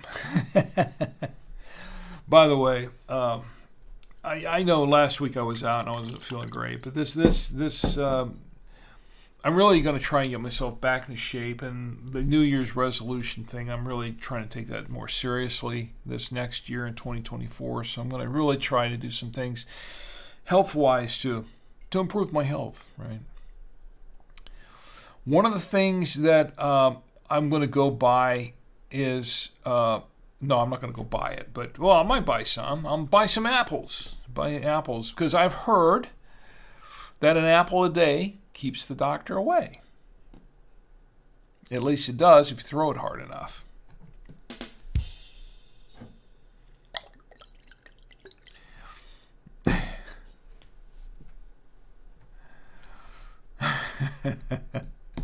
I built a model of Mount Everest, and my son asked if it was to scale. I said, no, it's to look at.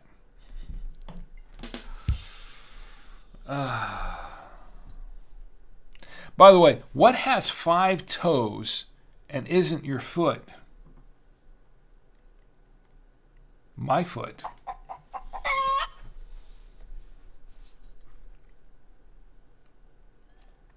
Yeah. Anybody else have any better ones? Let's see if we can... let's see. Okay. Rots, you got any dad jokes? I know, I'm sure you got some dad jokes. Jacon says, what's the secret to enjoying a good bottle of wine? Open the bottle to let it breathe, and if it doesn't look like it's breathing, give it mouth to mouth. I like that one. That's good. Here's Jacon. And yes, I'm going to, it's breathing. Whatever. This is not the greatest wine in the world, trust me. By the way, I'm going to show this one more time. I know that, where Sid has one. Let me do this first. Where Sid says, the wife and husband went on a dinner date. The husband started eating without praying. The wife said, at home we always pray before we eat. The husband replied, yes, but here the chef knows how to cook. I like that. You get this. Oh, there you go. Oh, wow. That's a good one. That is a good one. I like that. By the way, I've got one for you. And this is in the form of a video because I haven't played it in a long time. For those who haven't seen it, let me see if I can find it. It's, I got to go find it again. All right, I got a couple here. Here's one. This is our sponsor for the night. Chug-a-Bug. It's no secret kids love bugs, but that's no way to eat roaches. Try Chug-a-Bug, naturally flavored insect drink. Naturally flavored because it contains 90% real insect juice. Have a cake or just a mug, but you'll never choke on a leg when you Chug-a-Bug. Found fruity, flying, tangy termite. That was Chug-a-Bug. But yes, that's a film that my friend Jim and I made back in the 1990s. We did it for a film contest. Our film we belonged to a film club in Orlando called the Cinematography Club of Orlando, and later called the Association of Cinematic Arts, and then the ACVA, which was the Association of Cinematic and Video Arts. And we used to have, about once a month or so, we'd have a little film contest in club. And what we'd do is that people would have a month to go home and make little films, and then we'd go and show them. This was talking about films, like Super 8 films, like this, or videos. You can do it on video, but Super 8 films like this on Super 8 sound film. And then we'd show them, and the winner would get a certificate, which was pretty cool. So that was one that we did. I don't remember if we actually won anything for that one or not. I think there was another one that we did. I don't know if you starred. I don't know if you saw this one yet, but I'll show this one. This is another one. Where Sid says, I don't know whether it's just me, but there's something really beautiful and organic about old ads and films, kind of a peaceful vibe. Yeah, there is. It is kind of a, you know what else is a peaceful vibe? Is watching, you ever watch MeTV or Start TV or some of these other, not Start TV, what's the other one? Antenna TV and some of these old shows where they show old TV shows, and my favorites like Green Acres and stuff like that. But a lot of the old TV shows, Andy Griffith and things. But I love the old promos because I used to, when I worked in television, and yes, in another life, I worked in TV. I was a film editor. Started off as a film editor at WOFL Channel 35 back in the late 70s, early 80s. And then went on to video editing and did a lot of other things, did some voice work and things like that.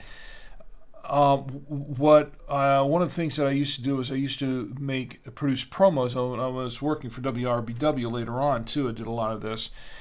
Used to do promos for some TV shows and movies and stuff, and I used to love to do that. These movie promos, TV promos. Here's one I did that was just a joke. It's okay. But here's one I did for on Super 8 with my friends Jim and Eric. That was a spoof. This was called Starchy and Crutch. I don't know. You remember the old, not the movie, but the TV show Starsky and Hutch.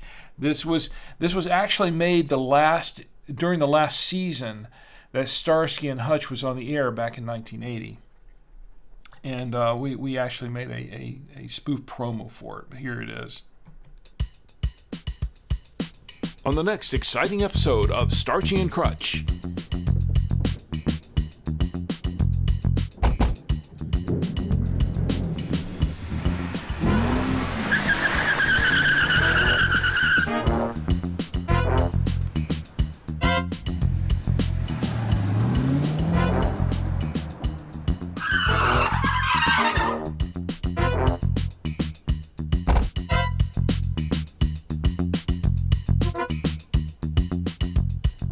Don't miss the next exciting episode of Starchy and Crutch, tonight on SAV.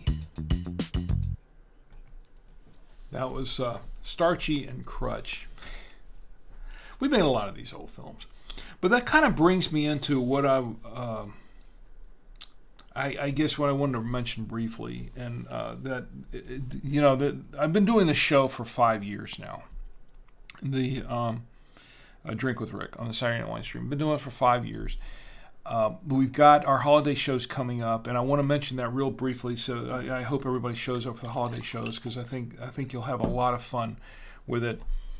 But I am starting a new podcast and a new stream this coming winter, in winter, that I hope will take off, and it has to do with going back to my roots as a Super 8 filmmaker. And I don't want to get too far into it just yet because it's still in development, but I'm really excited about this, and I'm hoping that I can get this started up and then it'll go pretty well. There is a pretty large community for this. I was surprised. Very large community for Super 8 and 8mm filmmakers. So I've been showing some of my films here.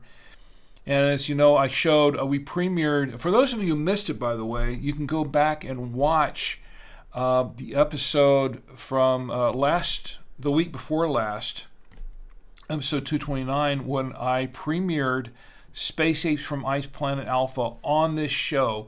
It is the feature film. It's the one and only feature film that we made on Super 8 back in 1992. I think you'll enjoy it. I think you'll like it. But I really would welcome your feedback on it and let me know what you think about it. Especially the producer, the director, I should say. We were the co-producers, but the director of the film, Jim, would really like to hear some feedback on it. So if you can go back and watch it and leave me some feedback, I can pass it on to him, and it'd really be appreciated. Good, bad, indifferent, whatever. But you can go back, and it was episode 229, I think, week before last. Anyway, what I wanted to get to was, before I close out the show tonight and give the final review of the wine, I want to let you know that the rest of the shows for this season, for season 5, are going to be pretty much holiday related. So we've got a lot of wines. Everything's all set up to go. I've got wines back here to review. I've got we've got this peppermint wine from Trader Joe's that I'm anxious to try for the holidays. I've got to tell you, the one just for Christmas, the show that we're going to do that Saturday night, was it the 23rd, I think is what it is? We are going to open a German wine, and we're going to have mulled wine. Yes, for the first time in this show, I'm going to try mulled wine. I have never tried mulled wine before. Never had. So this is going to be very, very interesting to review a mulled wine. If you're not familiar with what mulled wine is, well, you'll have to tune in for that show, because I'll explain what it is, and we're going to try it. I've got one here, a German wine that's mulled wine. We're going to heat it up right here on the show, right here live. We're going to try it out and taste it, and it's kind of a holiday thing. It really is. So please join me for that show. That's going to be in 2 weeks. Isn't that the one for the 23rd? I think so. The 2 weeks? I think so. Yes. Let's see. Tonight's the 9th. Yeah, it's 23rd. So we're going to do that. Then we're also going to be, the other thing that's I'm really excited about is, the last couple of years, and this is a tradition that started a few years ago. A few years ago, my sister Penny, who watches the show a lot, or has, and she comes in from time to time, she sent me a wine advent calendar. And I had never really messed with wine advent calendars. I'd seen them, but I'd never really bought one or whatever. She sent me one. It was a really nice gift. But I was saying to myself, well, what am I going to do with this? Because there are all these wines in here. If you don't know what a wine advent calendar is, it's a box of little wine samples, about 125 million wine bottles. And there are a whole bunch of them.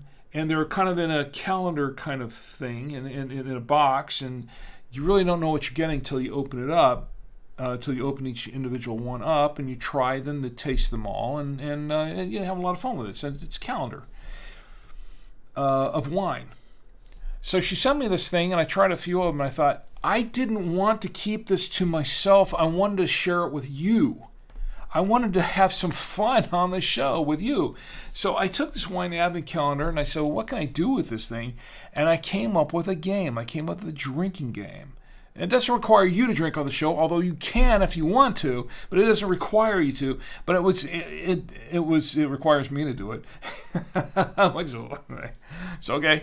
That's what I do, right? It's drink with Rick. Wouldn't be drink with Rick if Rick wasn't drinking on the show, right? So, and that's why we didn't have one last week.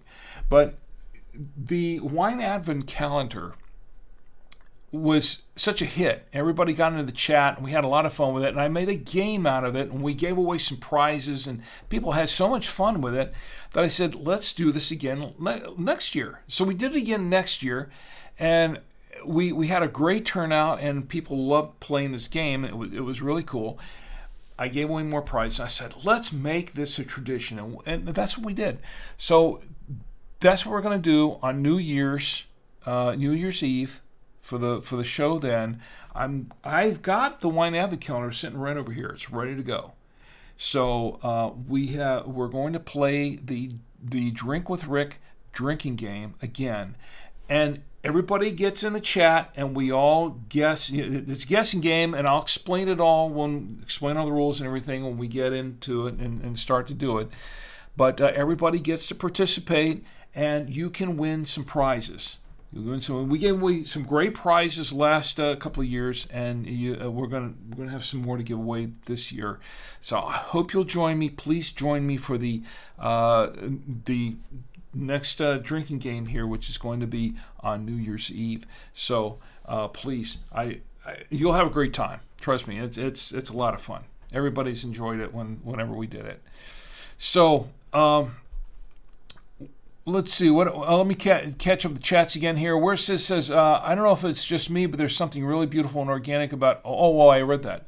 Where it also says, I would recommend you to watch Mind Your Language, Rick, when you have some time. You'll absolutely love it. I have heard of that. Mind Your Language. I haven't seen it. I'll have to check that out. Mind Your Language. Whereas it says, wow, Glog or mulled wine is one of my favorites. So you have had Glog. You have had mulled wine before. So I'm looking forward to trying it. And actually, one of the reasons why I chose this is because several people have gotten in, as I recall, several people have gotten in the chat over the last year or two and suggested that I try mulled wine, that I try Glog. It's been actually for the last 2 or 3 years, people have been coming and says, hey, you haven't tried mulled wine yet. And I'm like, oh, no, I don't think I ever have. So they're saying, you got to try it. So we're going to do it. We're going to do it on the show. We're going to do it live on the show. And I'm looking forward to it. So please join me for that. All right. Well, I think it's just about time. Jacon adds another dad joke here. Jacon says, why did the wine connoisseurs insist on drinking from an old tire? He heard it was Goodyear. Ooh. I'll go with that. That one gets a rim shot. Yeah, sure. Why not? I like that. That's pretty good. All right, well, I guess it's time to close it up. My wife's probably in the next room going, she's probably giving up on me by now. She's probably gone to sleep by now. Short show, huh? Yeah, right, sure. Of course. Anyway, let me give you a final review on this wine. So this is what we were drinking tonight. We were drinking the HartHill Farms. This is a Cabernet Sauvignon from California, grapes sourced from sustainable vineyards. Now this wine is, and looking from the back of it again, gluten-free, vegan-friendly, sustainably grown, and recyclable. And once again, I don't know if they're talking about the wine or the bottle. I assume it's the bottle, but you never know. You never know. It could be the wine. It really, yeah. Oh, yeah. Anyway, 13.5% ABV.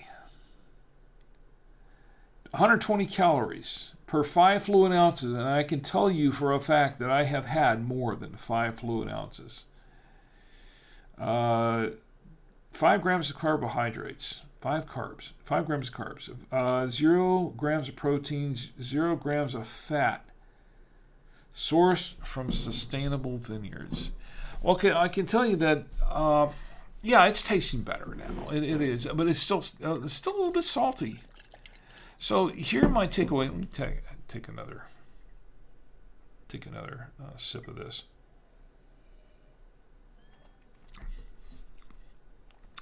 As it's opened up, the cherry has kind of leveled out a little bit because it was really strong on the cherry. It's leveled out a little bit. The tannins have smoothed out just a little bit, but there's still the tannins are there. They're fairly strong tannins. They've kind of eased a little bit, but it's still. You know what? Actually, it's not as bold as it was in the very beginning. I think as it's opened up, it's mellowed out just a little bit, just a little. But it's still salty. That's the weird thing about this wine. Something that I'm not used to is that it tastes salty. I taste salt in this wine. I don't know if I like that or not. To be honest, I'm not really sure. The wine's not bad. It's not a bad wine. It's fairly bold. This is a fairly bold wine. You can tell even in these lights. It's fairly bold. I don't know if I really like this. I tell you what, though, if you swirl it around, it's got legs. It definitely has some legs. I don't know if it really is 13.5% ABV. It might be a little bit higher than that.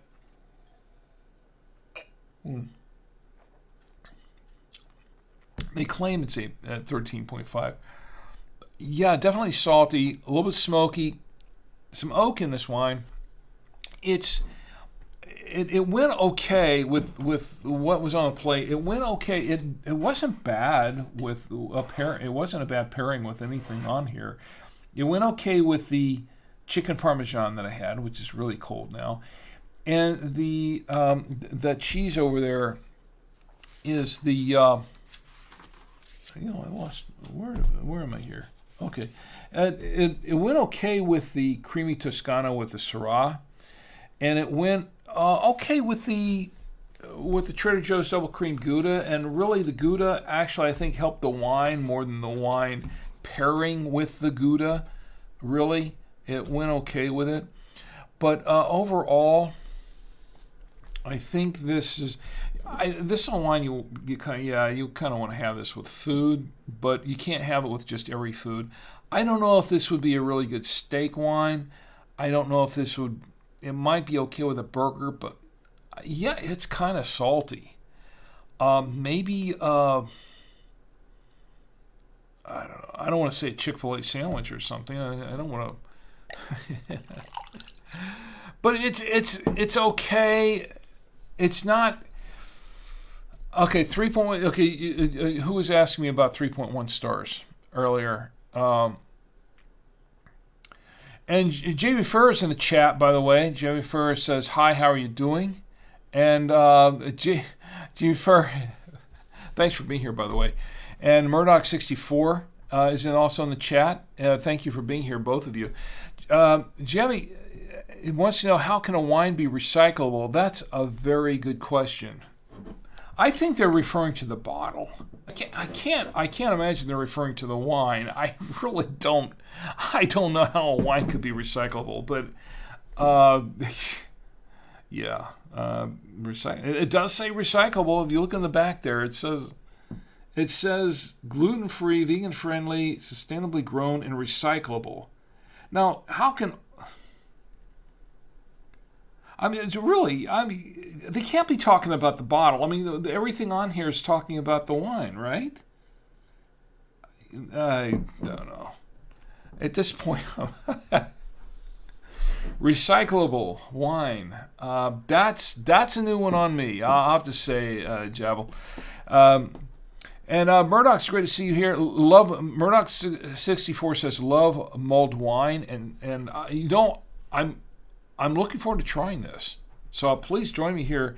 We're going to try it out. I'm looking forward to it. And Javel says, could you try Special Collection Old Tavern someday? You know what? I'll tell you what. Let me write that down. The show's getting longer by the minute, isn't it? It's okay. It's good. We missed a week. Okay, so Special Collection Old Tavern. I'm going to write this down. Okay, Old Tavern. Got it. Not familiar with it. Let me see if I can. Once again, I do make a concerted effort when everyone in the chat gets in and someone gets in and says, "Hey, can you try this out?" I do make a concerted effort to go find it. I really do. And my son will tell you, my wife will tell you that I go around. Sometimes I'll scour around, pretty much half the town looking for a specific wine, and I've done this on numerous occasions where someone will suggest a wine or a beer or something to me, and I'll go hunting around for it.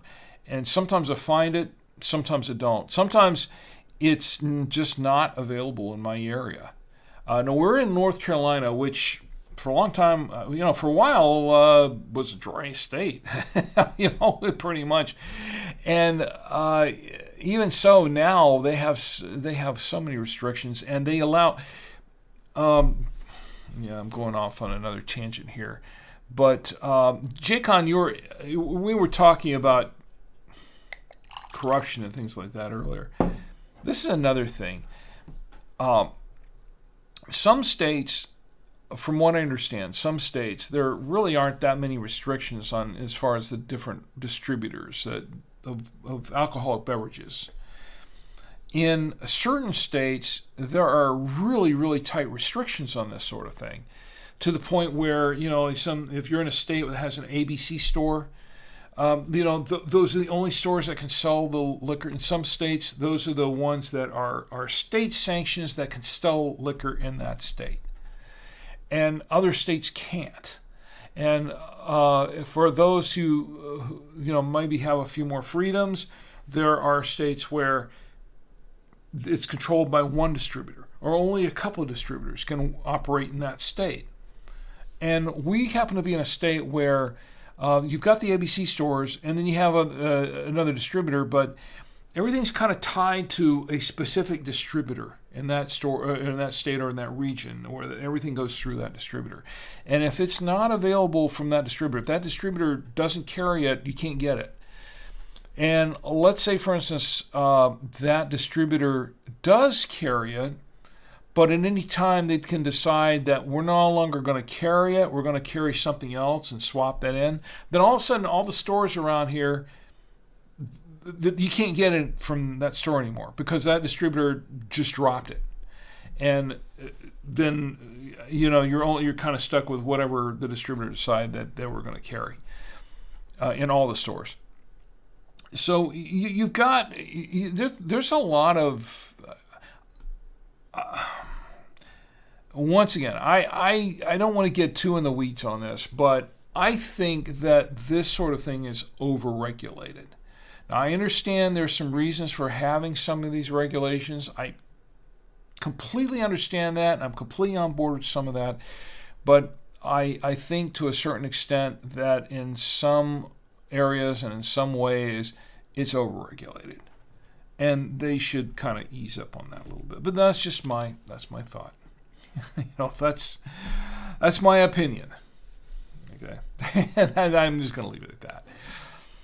So, anyway, yeah, I'll go look for it. I will make a considered effort to look for it, and if I can find it, I will see if I can try it, and we'll give it a fair and honest review. Murdoch says, do you like champagne? Wow, what a great question. No, it is. I'm not being silly. I seriously, that is a great question. Wow. Yes and no. I'll have to say yes and no. Yes, in the sense that there are a couple of champagnes that I will drink. There are a lot of different champagnes that I won't drink, I won't touch, that I don't like at all. For me, champagne is something that I can have a little bit of, and then I'm kind of done with it. And it's not so much that I know there are some people that can have a little bit of champagne and they just go bonkers over it, or they just go loopy, or both.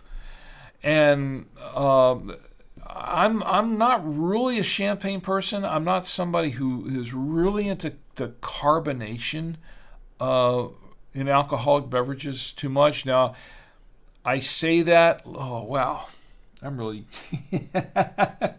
I'm setting myself up here. All right, I say that loosely because, yes, I do like beer, okay? I love beer as I like wine, and I have beers over here, and I have ales and things like that. So, yes, I do like some carbonated alcoholic beverages. That's not exactly what I mean. When it comes to champagnes, it's a little bit different. It's a little more complicated. I don't know if I can really explain it very well, but champagne to me has been something that, once again, there are a couple of champagnes I can drink, and I can drink in small quantities, and then when I have a little bit, like I can, like on New Year's Day or something, I can have a glass.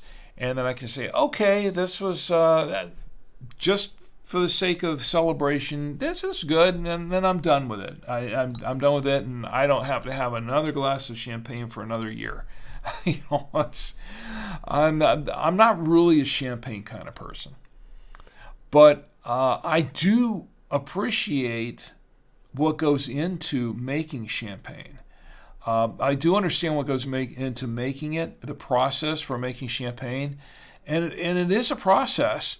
And I have to say that there's a lot of work involved, and I do appreciate that. And I think that, a good champagne. I wouldn't say it's a work of art, but I think it's a good champagne that is really an achievement. It really is. So there are some champagnes a couple of champagnes that I do have a fair amount of respect for. Champagne makers that I do have some respect for. There are. Where Sid says, general reminder, you missed my chats. Did I miss your chat? Oh, I guess I did. I'm sorry. I'm sorry. I get caught up in everything in the moment, and so I miss stuff. Sorry about that. So where says that you did not have any pastry on National Pastry Day. Man, it's past that, isn't it? Well, I could have a post pastry on post National Pastry Day. I could have a little bit. Let me try this. Let me try this one. This looks good. This looks interesting. No, I didn't, because I'll be honest with you. Let me have this one first. Oh, it's actually pretty good. There's my pastry. See, you direct the show. I wasn't going to have any, but I am now. All right. Let's try a little bit of wine.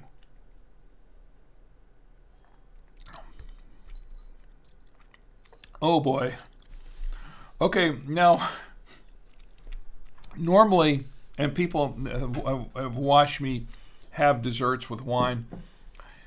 In general, desserts go great with a lot of different wines, and particularly red wines. White wines too, but particularly reds.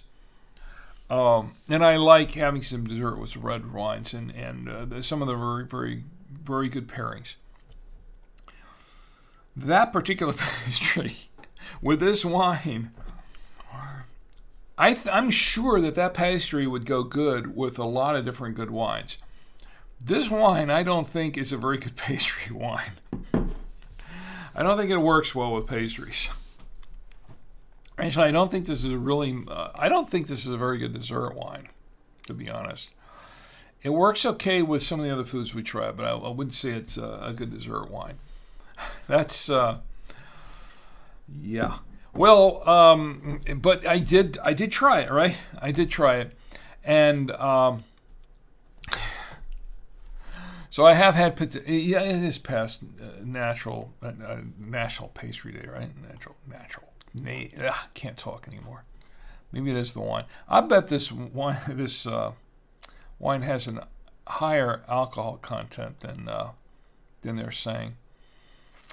So yes, I had some pastry. Yeah, well, the pastry was pretty good, actually. The wine pairing, not so much. And I think a lot of it had to do with the salt. This wine does taste salty. It does. At least to me. It does. So I don't know if that went really well with that. Murdoch says, I love Corbel. Okay, Corbel is, and that's one of the ones that actually is fairly highly rated. Corbel is a fairly highly rated. When we're talking about champagnes, that's Jeffrey.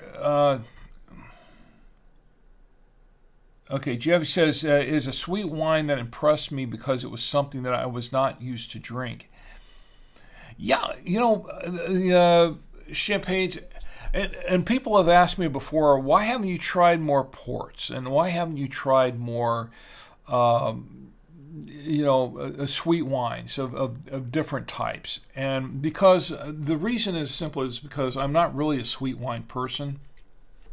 I kind of gravitate towards the drier wines, which is why you see me with the Cabs and the Pinot Noirs and the Zinfandels and things like that. Even the white wines, I tend to gravitate more towards the Chardonnays, the Cabernet Franc, Cabernet Blanc, all of these. I tend to go more for the dry wines. Although I have had some sweet wines in the show. Now, there is one wine that I have not tried, that I have had sitting down here for a long, long time. And this is one called a Pink Catawba. And my cousin really loves this wine, and she gave me a bottle of it. But that bottle is about 7 years old. And I could have tried it on the show when I first started, but at this point I'm kind of afraid to open it up and try it, because I don't think that is a wine that stays long on the shelf. This is not one of those wines that will age for 5 to 10 years. This is one that's kind of wine that you kind of drink right away, within 1 or 2 years. So I have not opened that one, and that is a sweet wine, and I have had it. It's she loves that wine, and it's great. But and I have tried it. And it's okay, but it's just too sweet for me. It really is.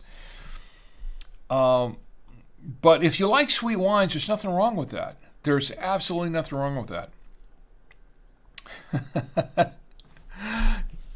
But anyway, so so I had the pastry, there. So once again, this is a wine that we're getting back to square one here, going back full circle. This HartHill Farms wine, and I have gone down into the bottle, about halfway into the bottle.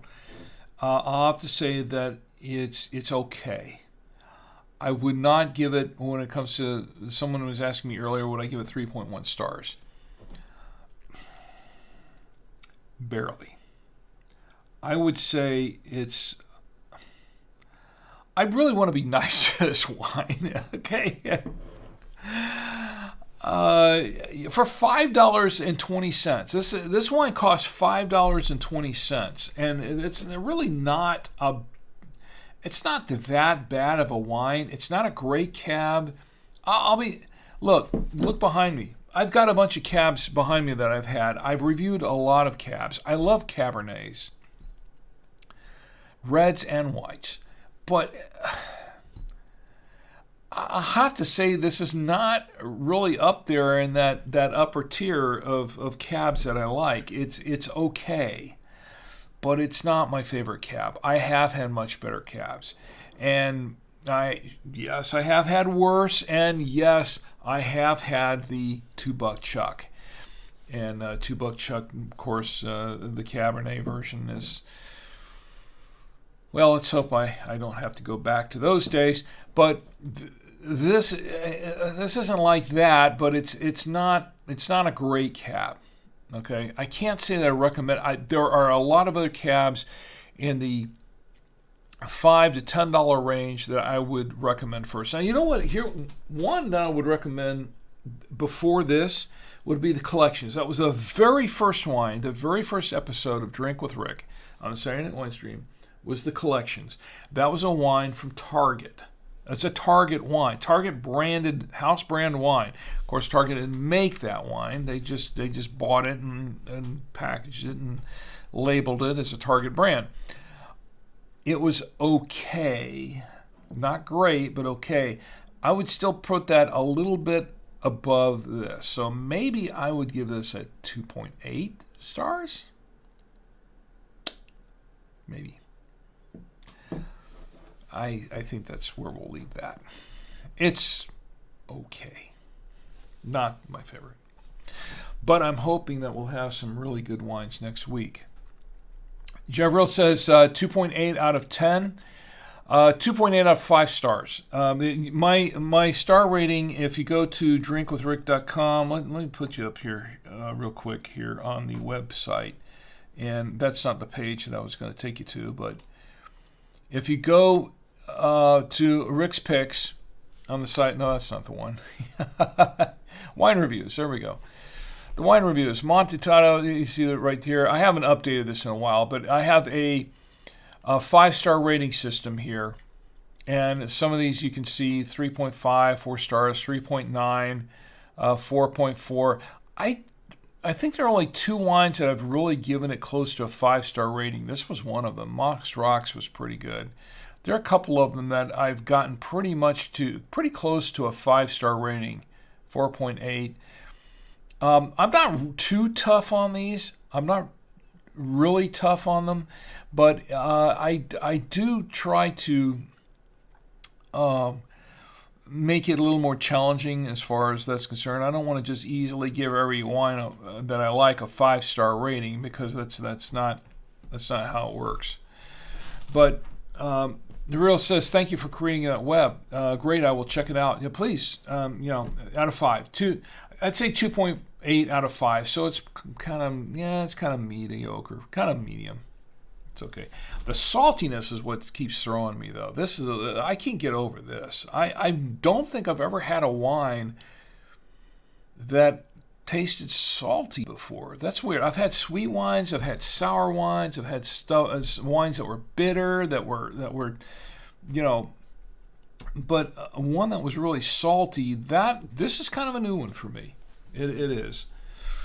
So there you go. Hey, look, I did promise I was going to give out a couple of more items out to everyone watching here. And I want to say at this point,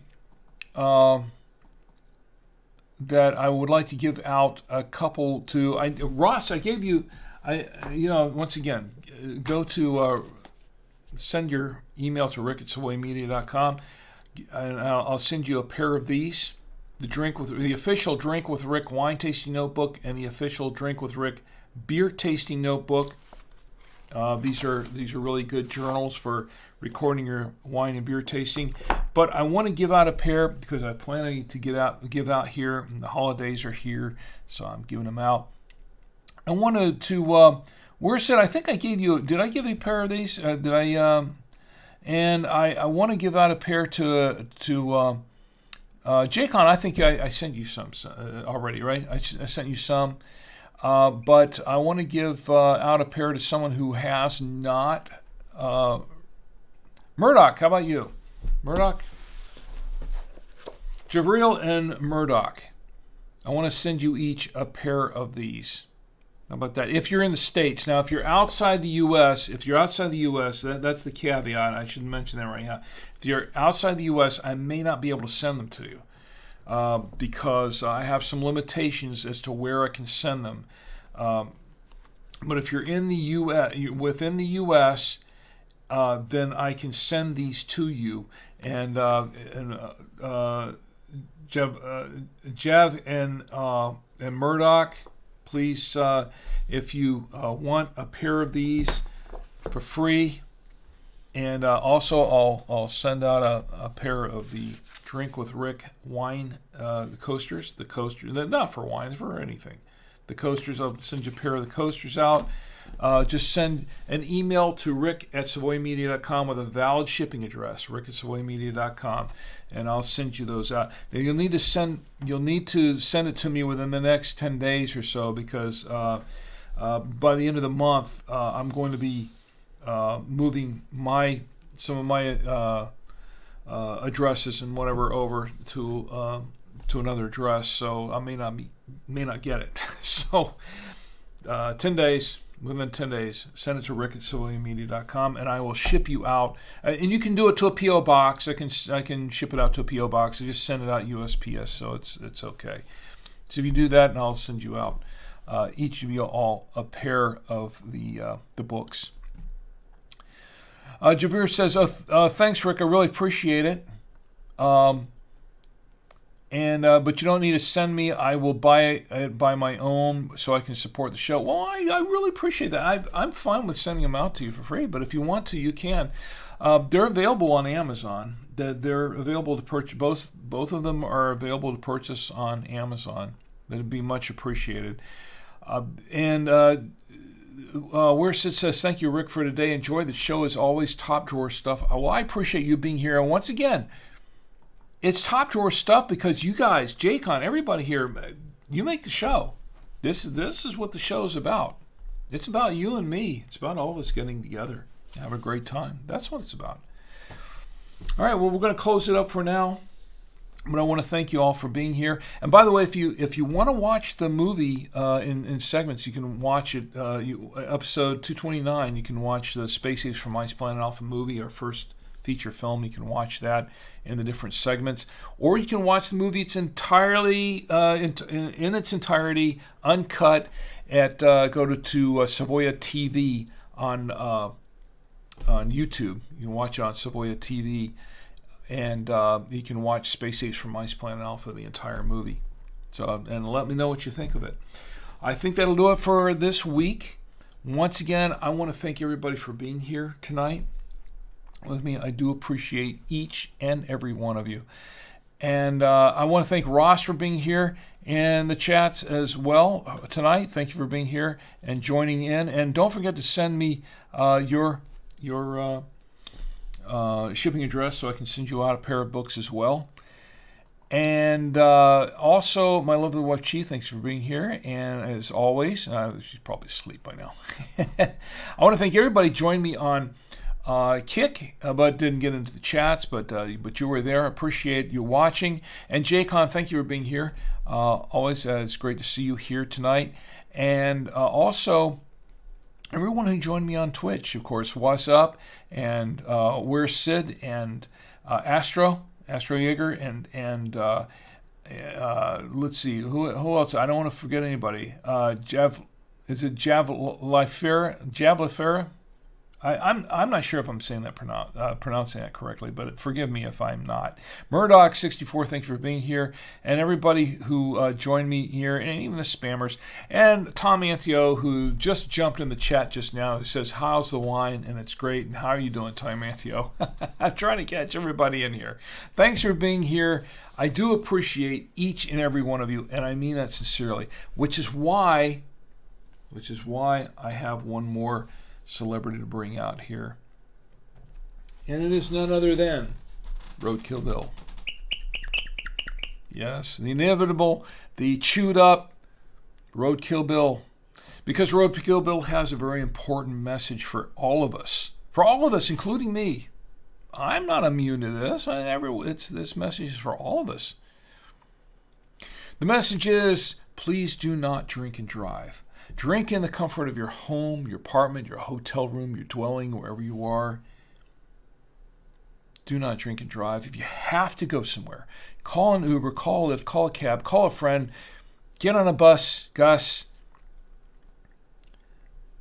Call somebody you trust who hasn't been drinking, who has a valid driver's license, and who knows how to drive to take you home. Otherwise, just stay put, because you want to think of yourself as well as others. We're talking earlier about